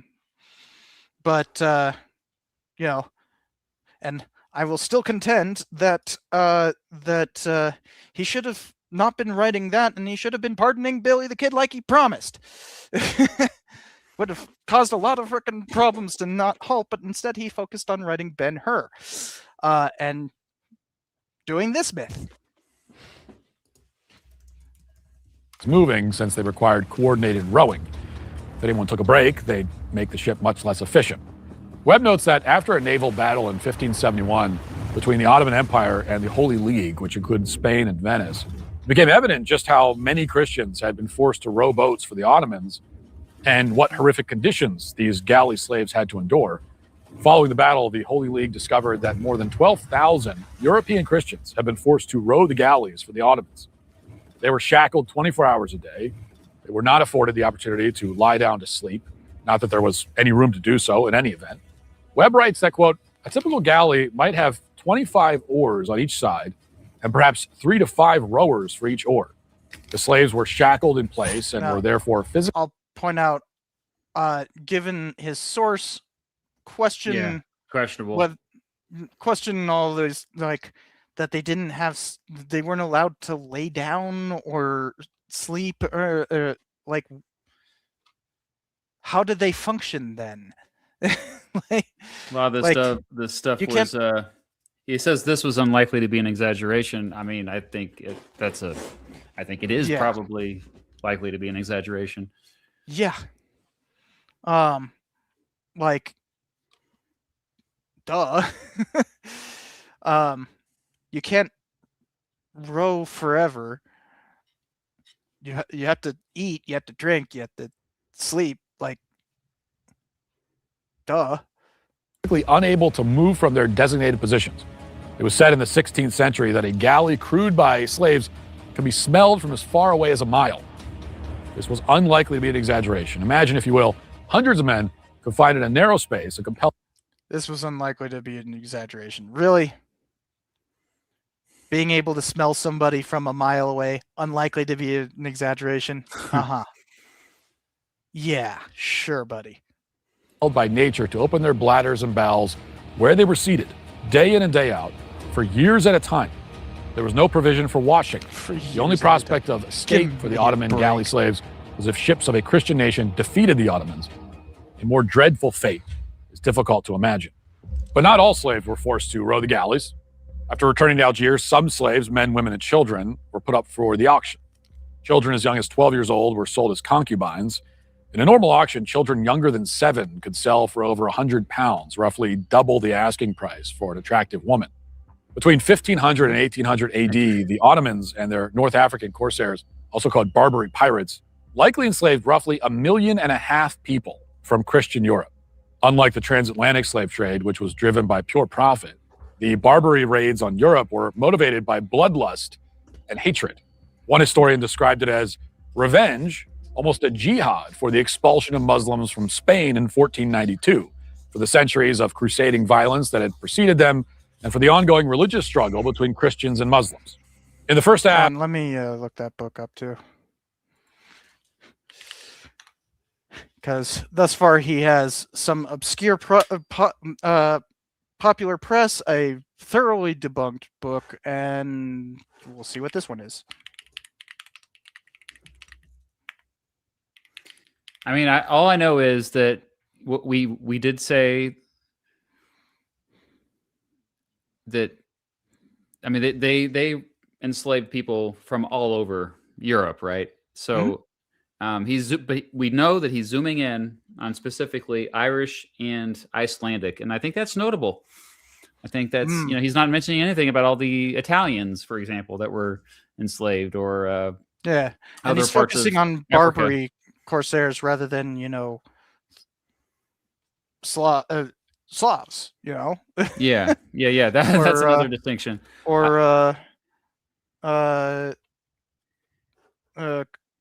actual Caucasians, not the racial term, but of the Caucasus. And it is notable too that I think he's saying the reason why they enslaved him was revenge.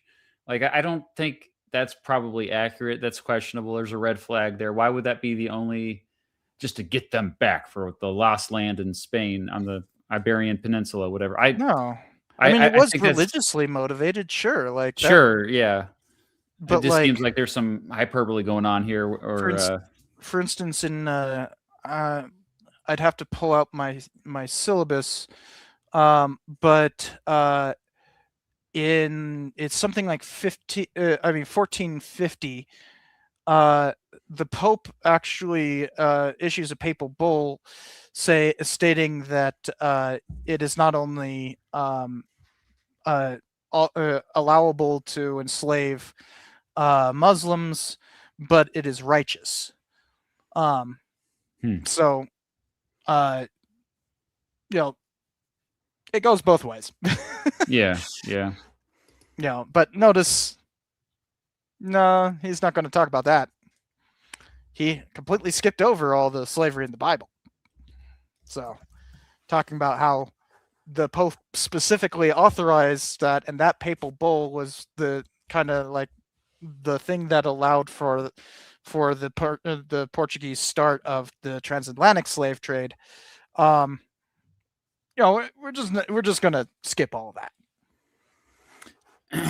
And I mean, I just did a quick. I don't know much about this topic, but just doing a quick search of this, I mean, it appears that many of them were sold. They were not, and if they chose to convert to Islam, then they were freed. So, like, he's leaving that information out. Within the Ottoman Empire, there's a reason why Ottoman slavery is not normally thought of as chattel, is because there's actually a lot of like gradation of not freedom, but like power. You'd have viziers, who are basically like the second most in charge of the entire empire, and oftentimes they were slaves. So imagine like that we just like commonly had vice presidents who were slaves. Although that wouldn't exactly be accurate because vice presidents don't have much power. So it'd be more like making senators or cabinet members. The Speaker of the House was regularly enslaved. Like at that point, it's like obvious that slavery means different things in different places and different times, and that would be useful to talk about here. But of course, this isn't history. Helpful. Yeah, he's trying to paint a specific story here. Mm-hmm. It's all those Muslims over there. They did the slavery. Of the 17th century, Barbary slavers were sailing through the English Channel and into the Thames estuary, plundering local shipping and coastal towns, such that, as the minutes of Parliament put it, the fishermen are afraid to put to sea, and we're forced to keep continual watch on all our coasts. By 1640, at least 3,000 British nationals were enslaved in Algiers alone. In just the 7-year stretch from 1609 to 1616, 466 English ships were, quote, boarded and the crews taken. This is random, but like he called them nationals? Who does that? Into North Africa as slaves.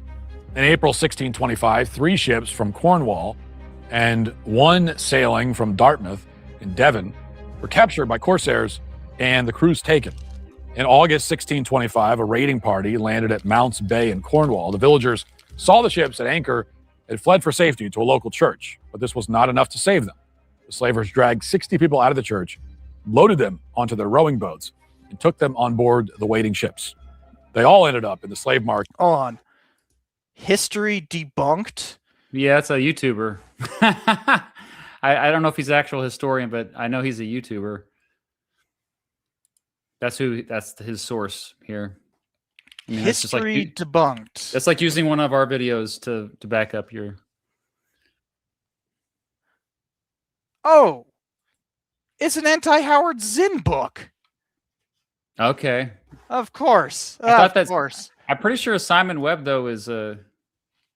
I'm pretty sure he's a YouTuber. I've come across this stuff. That book that came up is just it's that's by Mary Graber. Yeah, no, I think I'm pretty sure he's a YouTuber. Yeah, here. Oh, so that's wait, is that the one that frickin' plagiarized me? I just sent you the link to his channel in the private chat. I'll give it to everybody here. Oh no! What the heck? That's not the guy. That's not him at all. But Simon Webb. That's who it. That's the author. No. Here. I thought Simon Webb was the guy who plagiarized my Cyber Myths video. That's not him. But this guy is also bald. And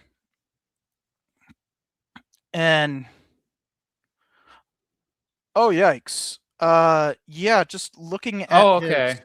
He's the same guy who did that book, The Forgotten Slave Trade, that you mentioned earlier. Okay.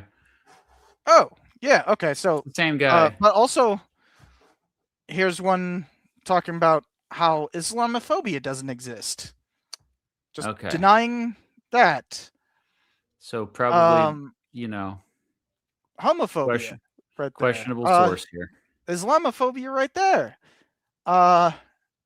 Yikes. I mean, it does matter I know we're attacking the source here, but I mean, when you're getting a lot of your information from this guy, that's pretty problematic. Oh god, and freaking anti-Semitism too.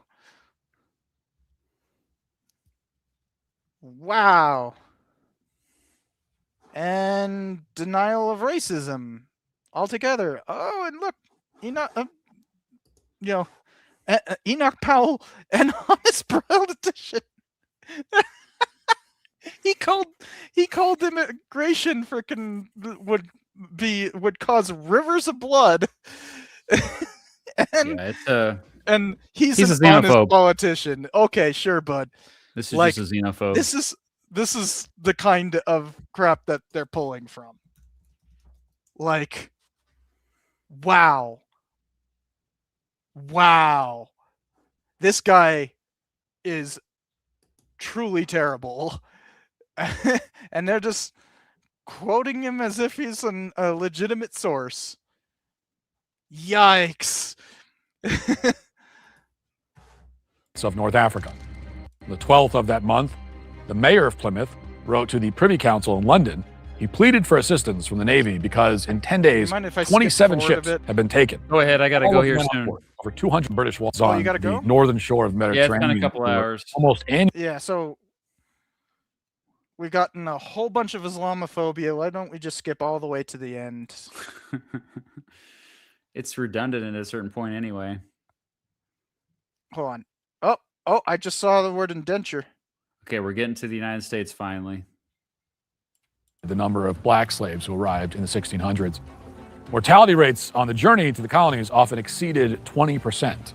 Many of them were legally classified as indentured servants under British law.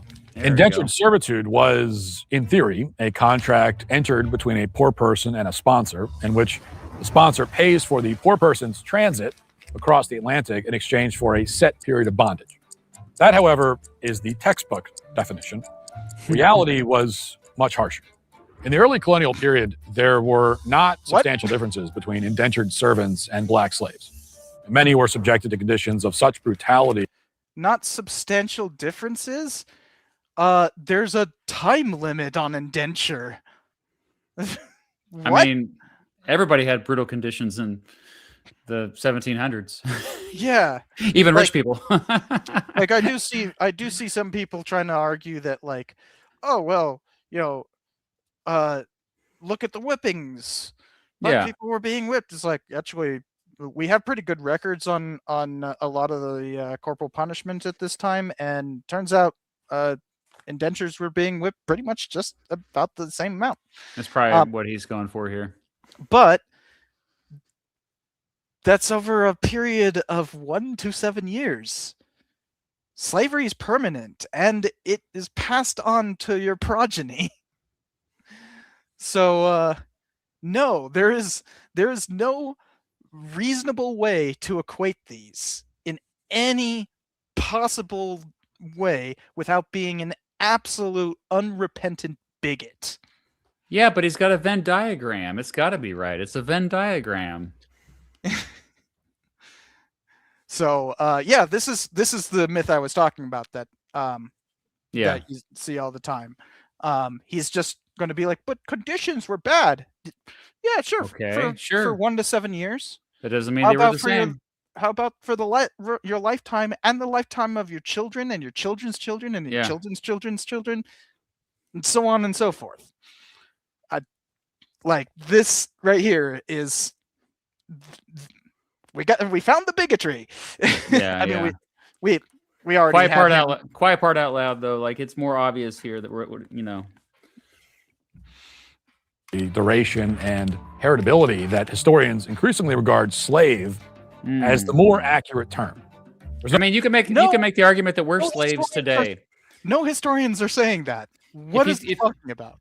By his logic, you could say that people that have credit card debt today are slaves, or people that have a mortgage, or I mean, he's just twisting language in order to lump them together.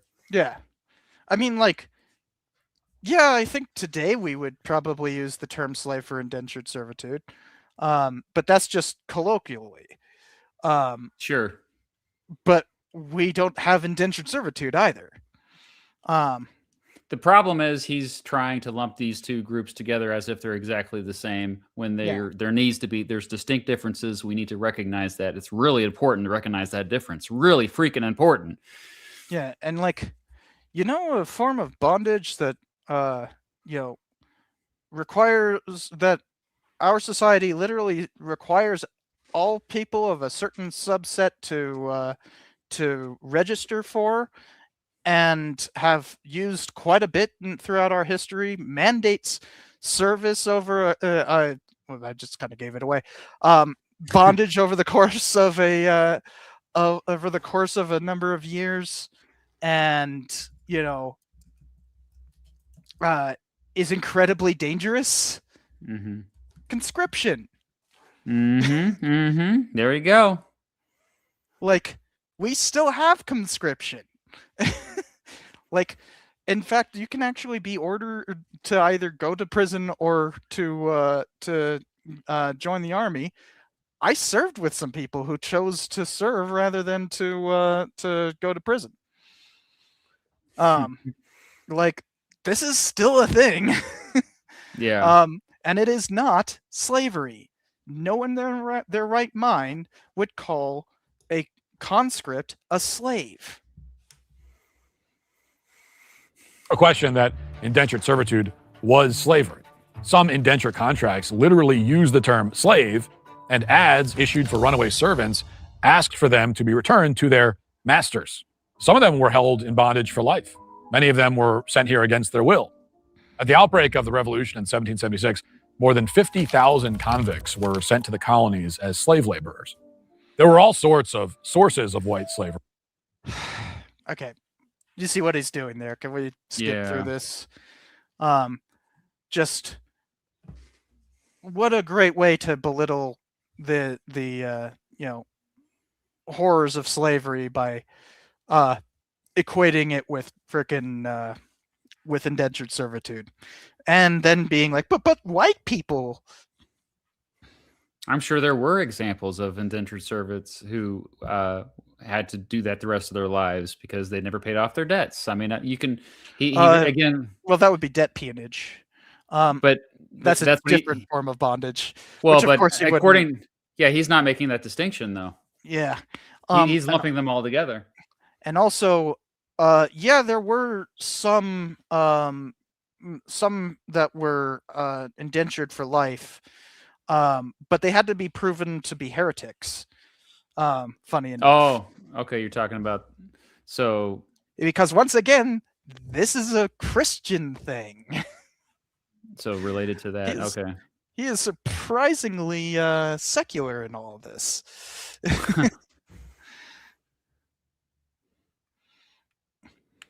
But let's skip for what? NPR. Some African American historians, there was no sign or little sign of racial tension between the English servants, which we reckon were slaves, and the African servants, who are also called servants. They were treated in much the same way for many decades. They complained together, they ran away together, they rebelled together. George Washington himself had white slaves. The beginning of your War of Independence, the Revolutionary War, there were ads in the Virginia Gazette. Okay, so notice, once again, he is talking about indentured servitude as if it's slavery. It is not. We had already addressed this. I have no idea who this Farai Chediah thing is and why this... George Washington did not have white slaves. Where is he getting this information? He did have some indentured servants. Oh, okay, so he's calling them white slaves. Okay. Yep. I thought... Yeah. That's what he's doing here. It's a little mind trick that they do. Okay. But yeah, it goes on and on about that. Oh, those are indigenous people. Okay. At slavery's peak in 1860, thousands of slaves were owned by Choctaws, Cherokees, Creeks, and Chickasaw Indians. As Alan Taylor writes in the book American Colonies, the Iroquois were particularly brutal in this regard. In colonial America, the Iroquois would often subject captives, the ones they did not enslave, to ritualistic slaughter and cannibalism in which captives would be tied to the stake, stabbed, then prodded with hot pokers. Quote, after the victim died, the women butchered his remains, cast them into cooking kettles, and served the stew to the entire village so that all could be bound together in absorbing the captive's power. At the outbreak of the Civil War, one of South Carolina's wealthiest citizens was a planter and slaveholder named William Ellison. Census records show that... Funny enough, you should read something like Captives and Cousins. It gets worse out here in the Southwest. But yeah, the whole... I mean, of course, yeah. The whole Indian slavery thing, like, we know about, we talk about it. Yeah, of course. But, you know, it's a bit different. And it was more rare. He mentioned that this was an extremely rare thing for Native Americans to own slaves. I mean, it wasn't compared to how many Americans to own black slaves, yes. But slavery, basically every tribe practiced some form of captive and redemption, which is kind of the general system that was found throughout the Americas. Essentially, it's tribal raiding and population replenishing, but it got exacerbated by, especially out here, by the Spanish. But like, you know, English had their own quirks, and this capture of captives, they could be redeemed within the tribe. They could be redeemed without redemption, meaning that they could basically be no longer owned. By definition, a slave is property. So you can't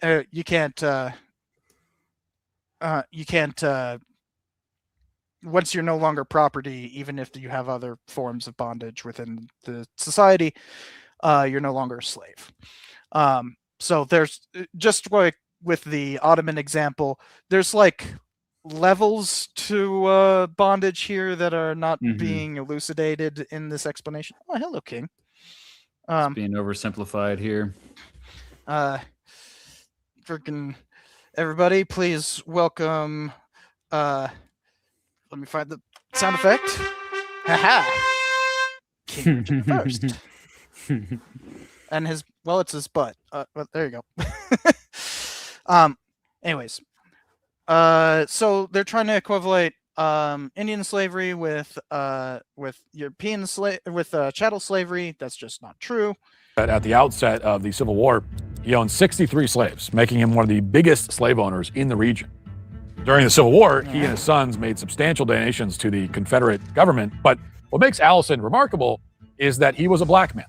In fact, he was a freed slave whose former master had given him the business skills he needed to become a successful cotton gin manufacturer. He was such a prominent member of South Carolina society that the Charleston Mercury newspaper noted that he was a large slaveholder and is much respected throughout the district for his integrity and general good character. When the American journalist and social critic Frederick Law Olmsted... He seems to think that that's something special. That's like newspapers did that to welcome people who were coming through on a regular. That's like how you knew if somebody was in town, that they'd have they basically pay for a freaking listing like that on page 3. So like that's common throughout the period, and that's not some indicator of like, oh, he was in really high standing and all that kind of stuff. No, that's just a welcome message. Yeah. Really dishonest to use that. Visited Mississippi in the early 1860s. He described meeting a black man who told him there were, quote, many free Negroes all about this region. Some were very rich. He pointed out to me 3 plantations within 20 miles owned by colored men. Skip forward a bit. They bought black folks, he said, and had servants of their own. They were very bad masters, very hard and cruel. If he had got to be sold, he would like best to have it. He's just talking about the fact that there were black slave owners. Yeah, right? Which I thought a lot of people already knew that. Yeah, like, but maybe okay. Just because freemen enslaved, not well, enslaved. They weren't doing the enslaving; they were buying slaves. But yeah, just because freemen were,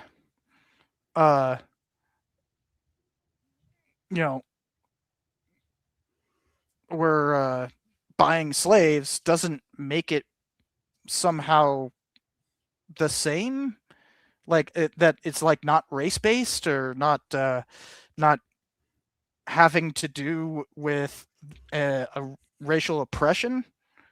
Like, what's just because a few freemen did this doesn't absolve white people. What? Also, I want to point out I missed a super chat from Archangel saying, keep in mind that Matt is a conquistaboo. I'm guessing, as in gushing over Spaniards, too cowardly to fight the Ottomans at their peak strength. So, yeah, because as I understand it, he's a Catholic who's basically a Catholic fascist. Like a Franco wannabe, a phalangist. But we can skip forward. We know what he's saying here. Okay,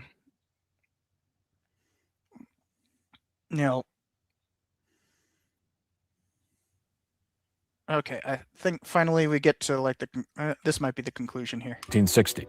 The reality is that a very small percentage of freed blacks and American Indians owned slaves, but the same is true for white Americans.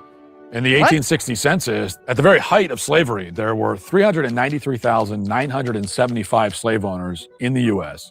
out of a total population of over 31 million. That translates to about 1.2%. This is misleading as hell. Slavery was illegal in most of the United States at that point. And that's just singular slave owners. It's not including their families in that.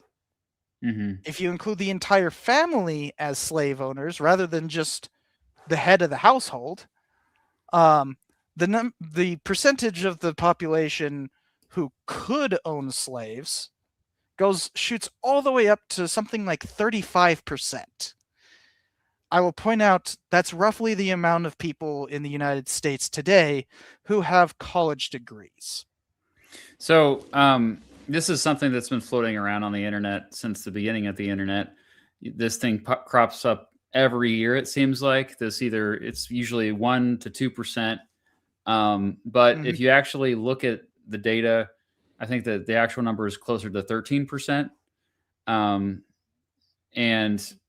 it's like you said, it's a numbers trick that they do to make it look like it's fewer people. But now it's 1/3 of the South is not a majority, mind you. So like you can say that like, oh well, 2/3 of the South weren't actually part of the system. Yeah. But that would still be a lie. Just because they didn't own slaves didn't mean that they weren't part of the system. And also those who didn't own slaves were generally okay with slavery. That's another really freaking important point. Yeah, and like even if they were anti-slavery doesn't mean that they were abolitionist. Like yeah, they put up with it. Lincoln was not an abolitionist. True. He was anti-slavery. There's a huge difference between the two.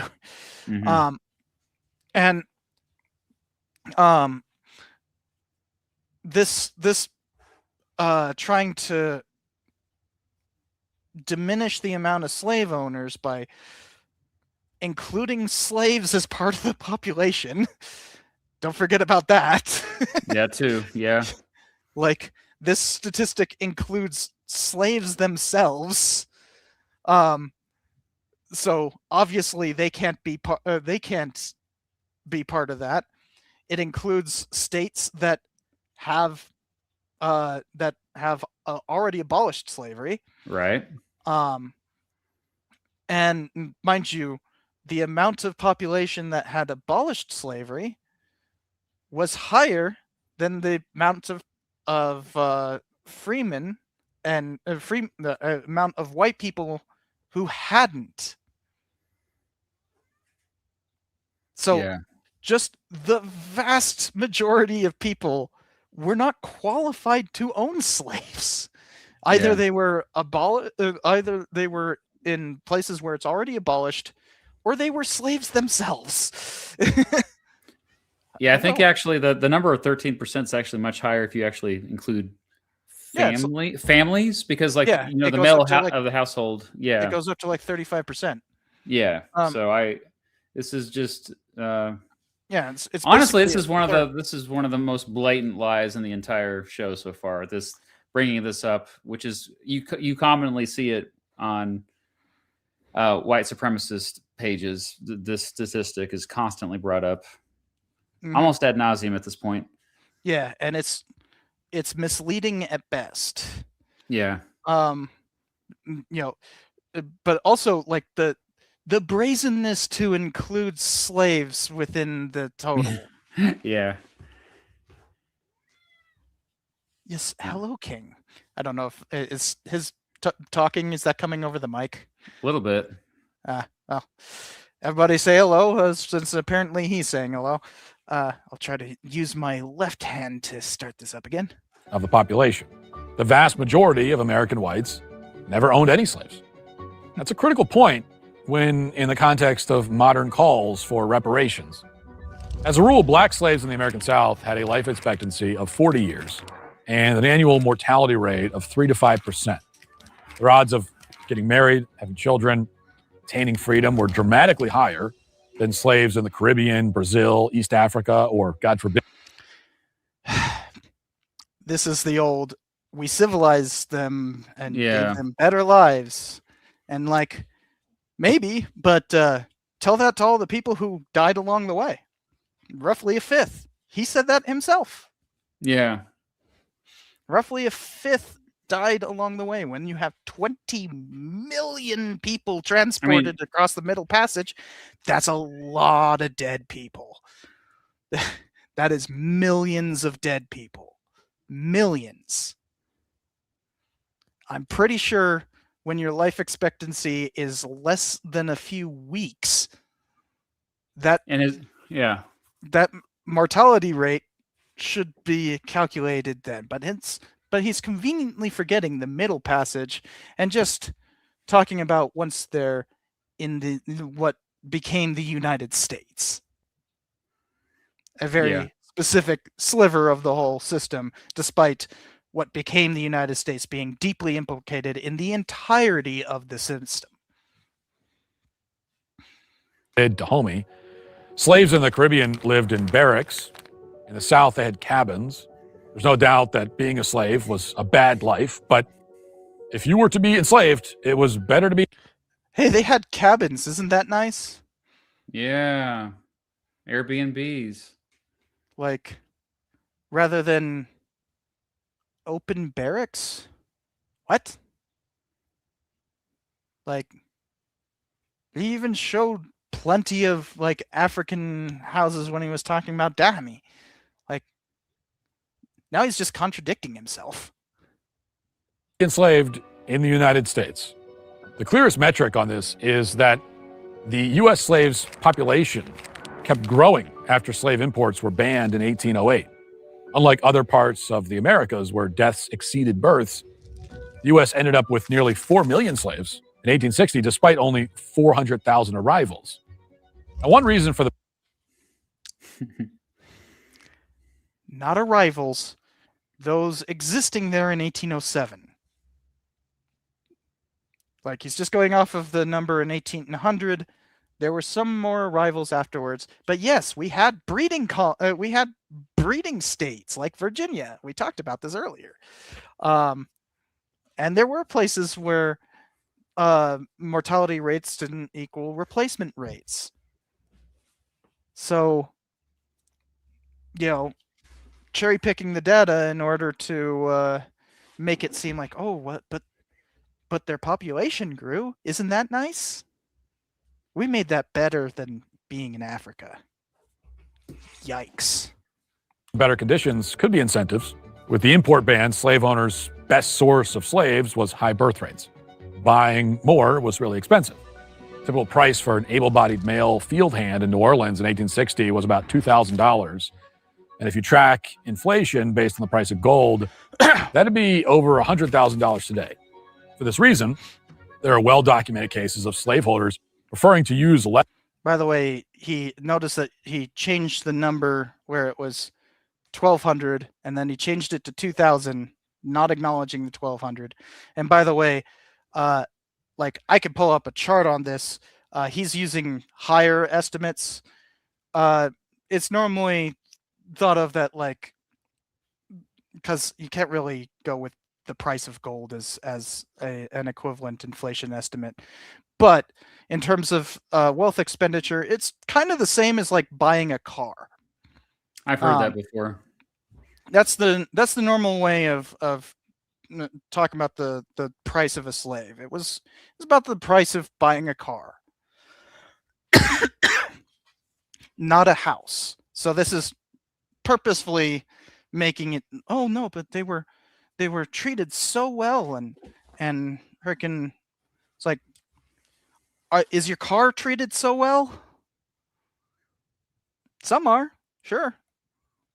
But I knew a lot of people who drove beaters and treated it as such. Just the idea that a human being is considered property should be disgusting.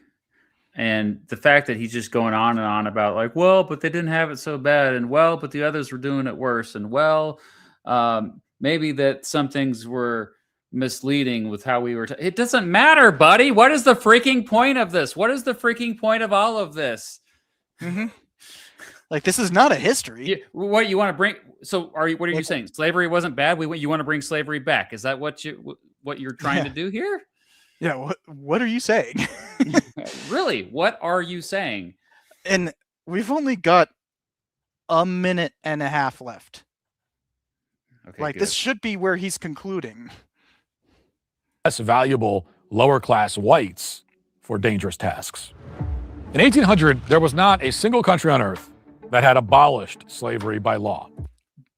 Oh! Yeah, that's not true. That's been debunked many times. Oh my goodness. Like, holy crap. Yes, there was, including France at that point. France abolished it in 1795, 94, something like that. And for all of their colonies.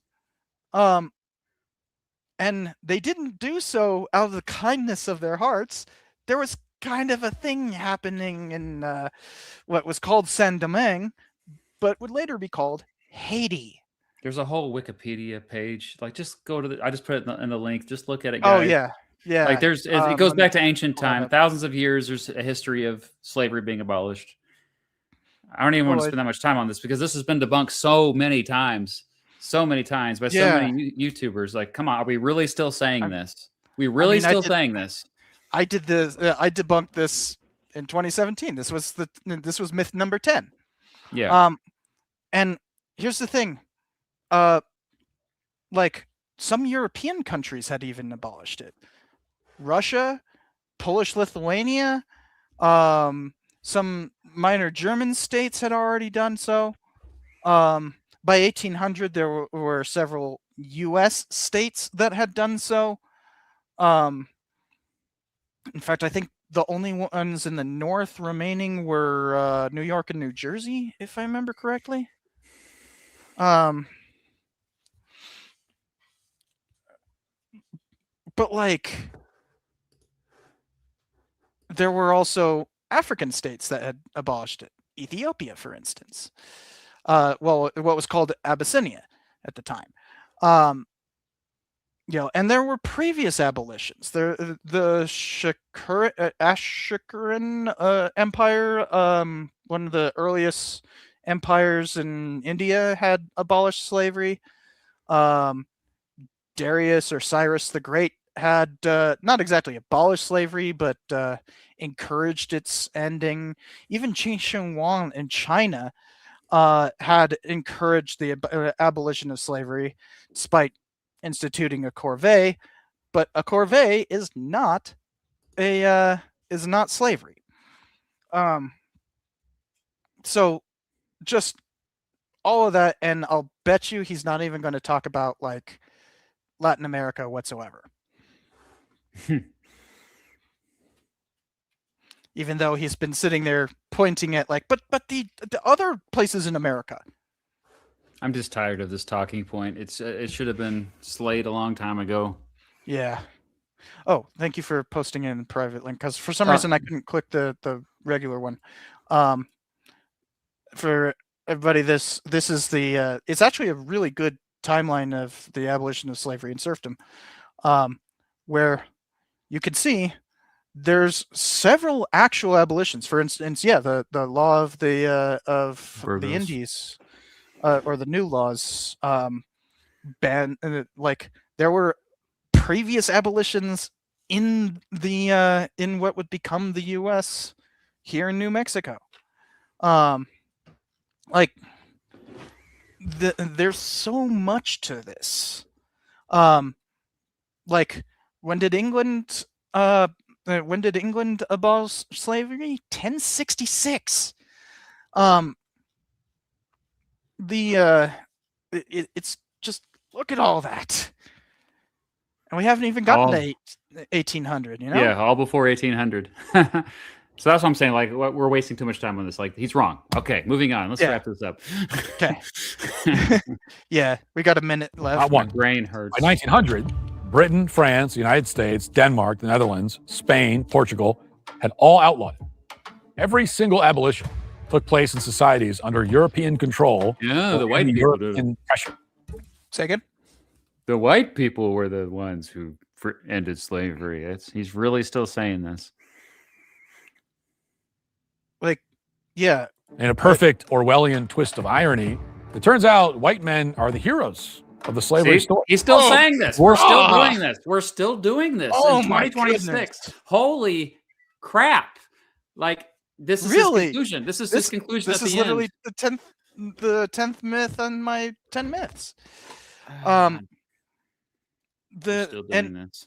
Like, completely denying the role that slaves played in their own emancipation, completely denying the role of abolitionists, especially black abolitionists, the completely denying the role of Latin American abolition, which predates. I bet you he's going to say that Britain was the first to abolish slavery, even though France actually did it before them, but reinstituted it in 1803 because Napoleon was a jerk. But Latin America, like, in most of their constitutions, specifically state that they're going to abolish slavery. Mexico did so in 1826, although there's like peripheral exceptions.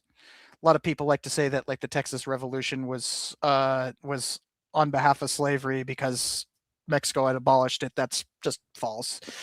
Slavery has plenty to do with it, but it's not the main part of it,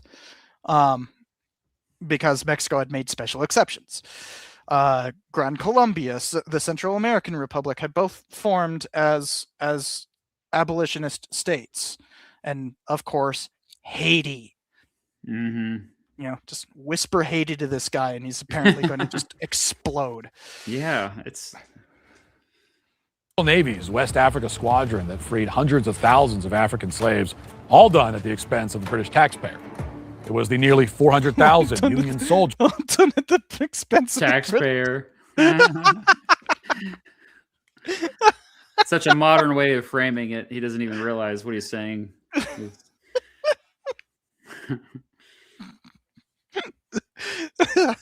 I don't think he understands how like mercantilism works. Yeah. Wow.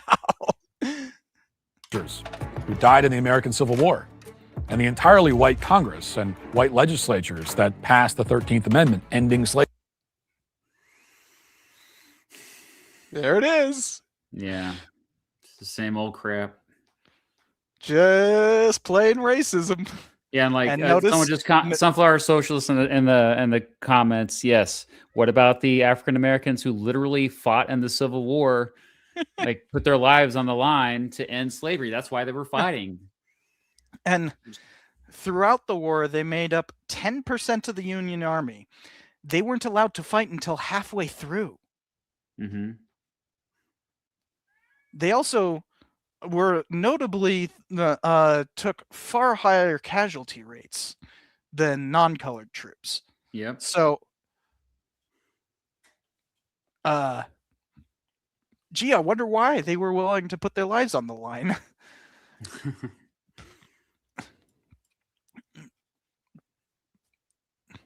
Slavery. If the legacy of slavery is a permanent, unpayable debt that justifies racial redistribution in perpetuity, then literally racial what? What is racial redistribution in perpetuity? What does that even mean? Nothing. This is some grievance mongering right here. every ethnic group on the planet owes every other one. The descendants of the Kingdom of Dahomey, which sold millions of their fellow Africans, would owe reparations to the descendants of their victims. The Arab world would owe West Africa and Europe. The Ottomans would owe the Balkans. The Irish would owe the... The legacy of slavery doesn't just stop with abolition. Did he forget the failure of Reconstruction, Jim Crow, and all the various systemic forms of oppression that we still deal with today? Yep. That is AI, I think. I think he Yeah. used AI images in this, animations. It's conservative slop. What do you expect? But I think, yeah, we're right at the end. English, and the English would owe the Irish. The list is endless because slavery is the norm, not America's unique shame. But only one civilization ever decided the guilt outweighed the profit and bled itself dry to end it. That's the real story. Who bled itself dry? Unlike, Britain, who didn't have to do that. And, they have their own problems with systemic racism, but Jim Crow and all that kind of stuff did not happen there. So, and the acting like Jim Crow is some distant memory is like our parents were alive during Jim Crow. Like, it's not that distant of a memory, and that's a direct relation to slavery. So yes, it is our unique, I wouldn't call it shame. I don't give it, I'm a cynic. I think shamelessness is a virtue. But to pretend that there is no systemic oppression left over from slavery is just historically illiterate at best, denialist, almost precisely, and openly trying to do something worse. At worst. But thank you, Sunflower Socialists. Yeah, this is basically slavery denialism. So that's it. That's the whole thing. So let's try to wrap this whole thing up. Let me stop sharing my screen. There we go. My glasses are crooked. Weird. Yeah, I just I took some notes. Taking notes, yeah. I just to kind of, I kept asking what is his point, and I've thought about this the entire time watching this. And Matt Walsh, I don't think wants to bring back slavery, but he definitely wants to downplay American slavery. That's clear. But not just that. He wants to prop up a holy war between Christianity and Islam. He wants to prop up this, the idea that white Christians were victims in history, specifically Irish and Icelandic Christians. And he wants to frame Muslims, Africans, and even Native Americans as the villains. And so I think the long-term thing, he even said this at the end here, that we shouldn't have the guilt outweighed. The guilt should not outweigh the profit. So he's basically saying, things are better today. And so, it turned out all right. So who cares? But I think the only one who feels guilt are people like Matt Walsh. You and I are not day to day feeling guilty about it. We're trying to learn the lessons from it. We're trying to make society better. And the way that he views the world. You can't ameliorate systemic oppression by denying it. Exactly. It's not like folks like Matt Walsh, they feel like everything is a zero-sum game. Everybody is after them. That when we talk about reparations, anytime you even mention reparations, that it's like you're taking away from me. You're taking from me to give to this group.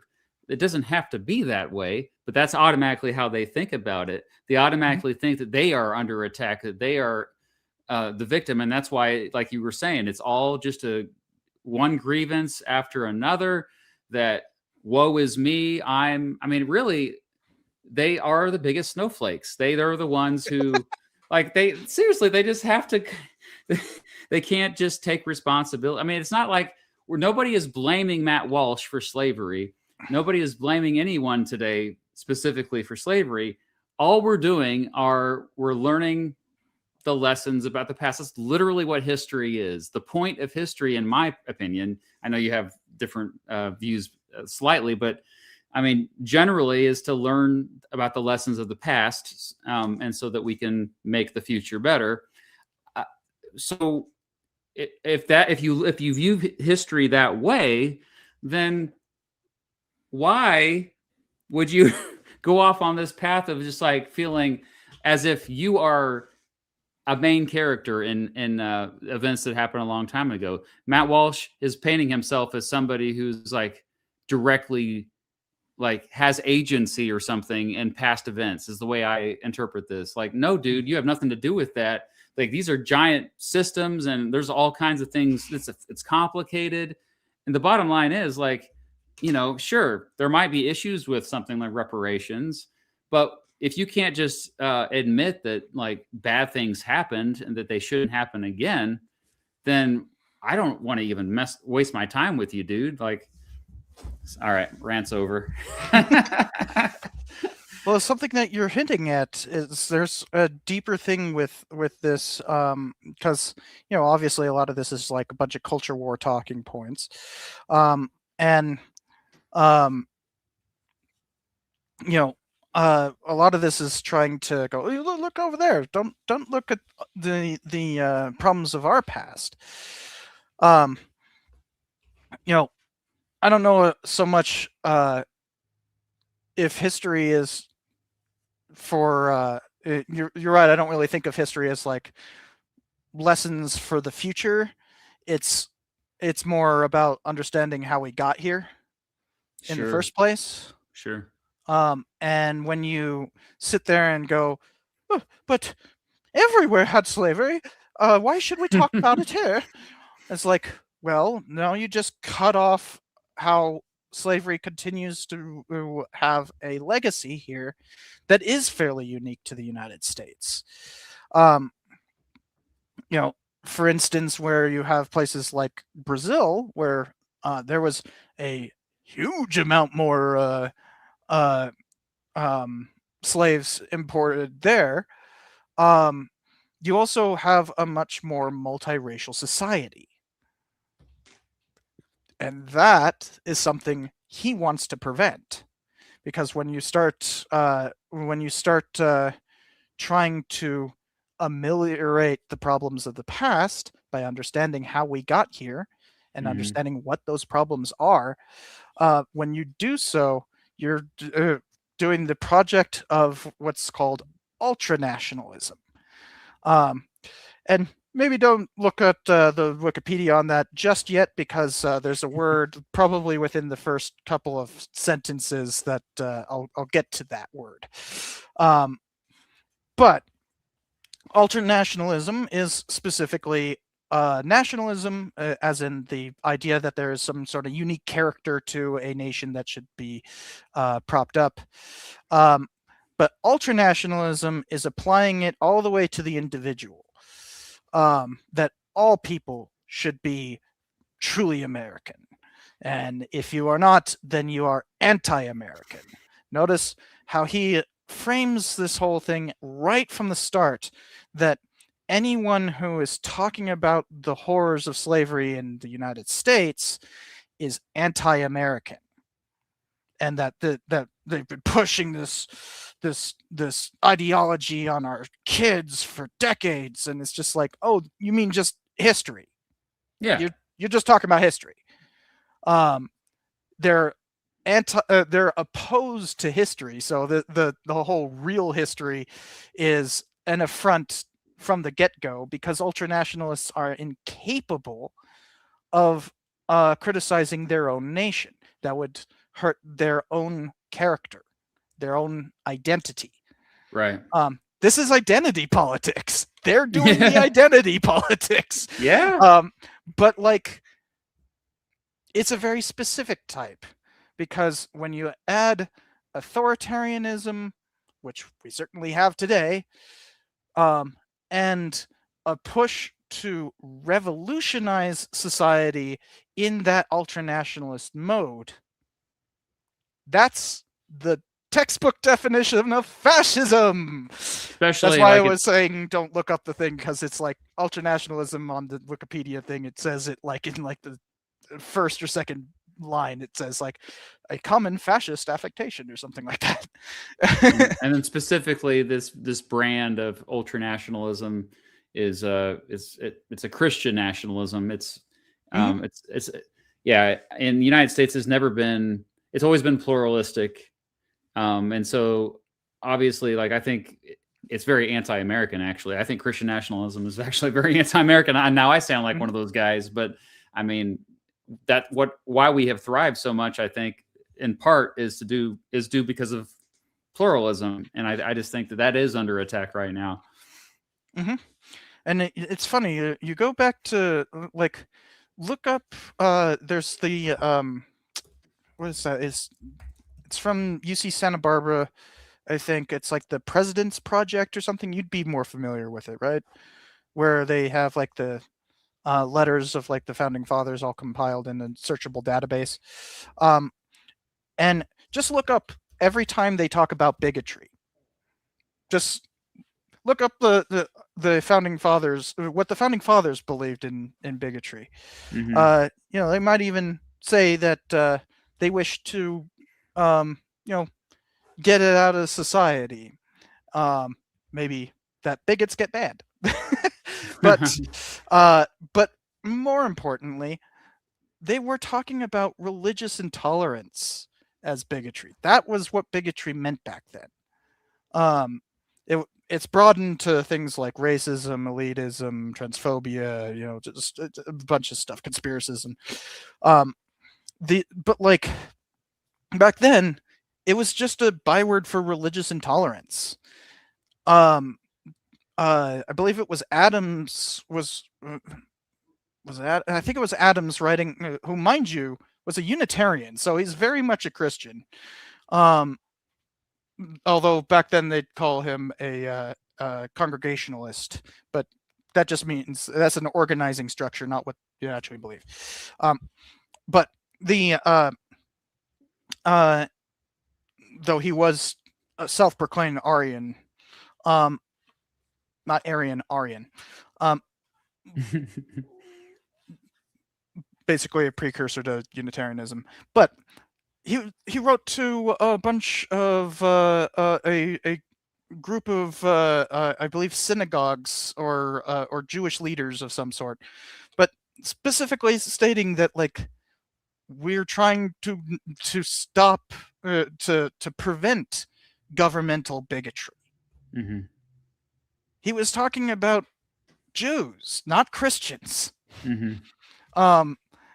And I'm sure if there was a substantial Hindu presence or something along those lines, it would have written the same. The Senate ratified in 1795 the Treaty of Tripoli, which specifically states, I'm paraphrasing off the top of my head, but it specifically states the U.S. in no uncertain terms was never founded on the Christian religion. They ratified that in the Senate in 1795. Like, those are the founding fathers. Yeah. And they made it absolutely clear this is not a Christian nation. Yeah. But that doesn't fit his idea that everybody should conform to his specific idea of a good patriotic American. And anyone who doesn't conform is anti-American. And therefore, we must assert power until we can protect that identity. Yep. It's fascist. Right. Well, we'll see if we want to watch the second episode here. If I can handle it. I don't know. It's about indigenous people. All right. Well, I got to head out of here, but yeah, I appreciate you having me on. That was brutal. We made it, though. Fun, but tiring. All right. Well, have a good day, and bye-bye, everybody. Bye.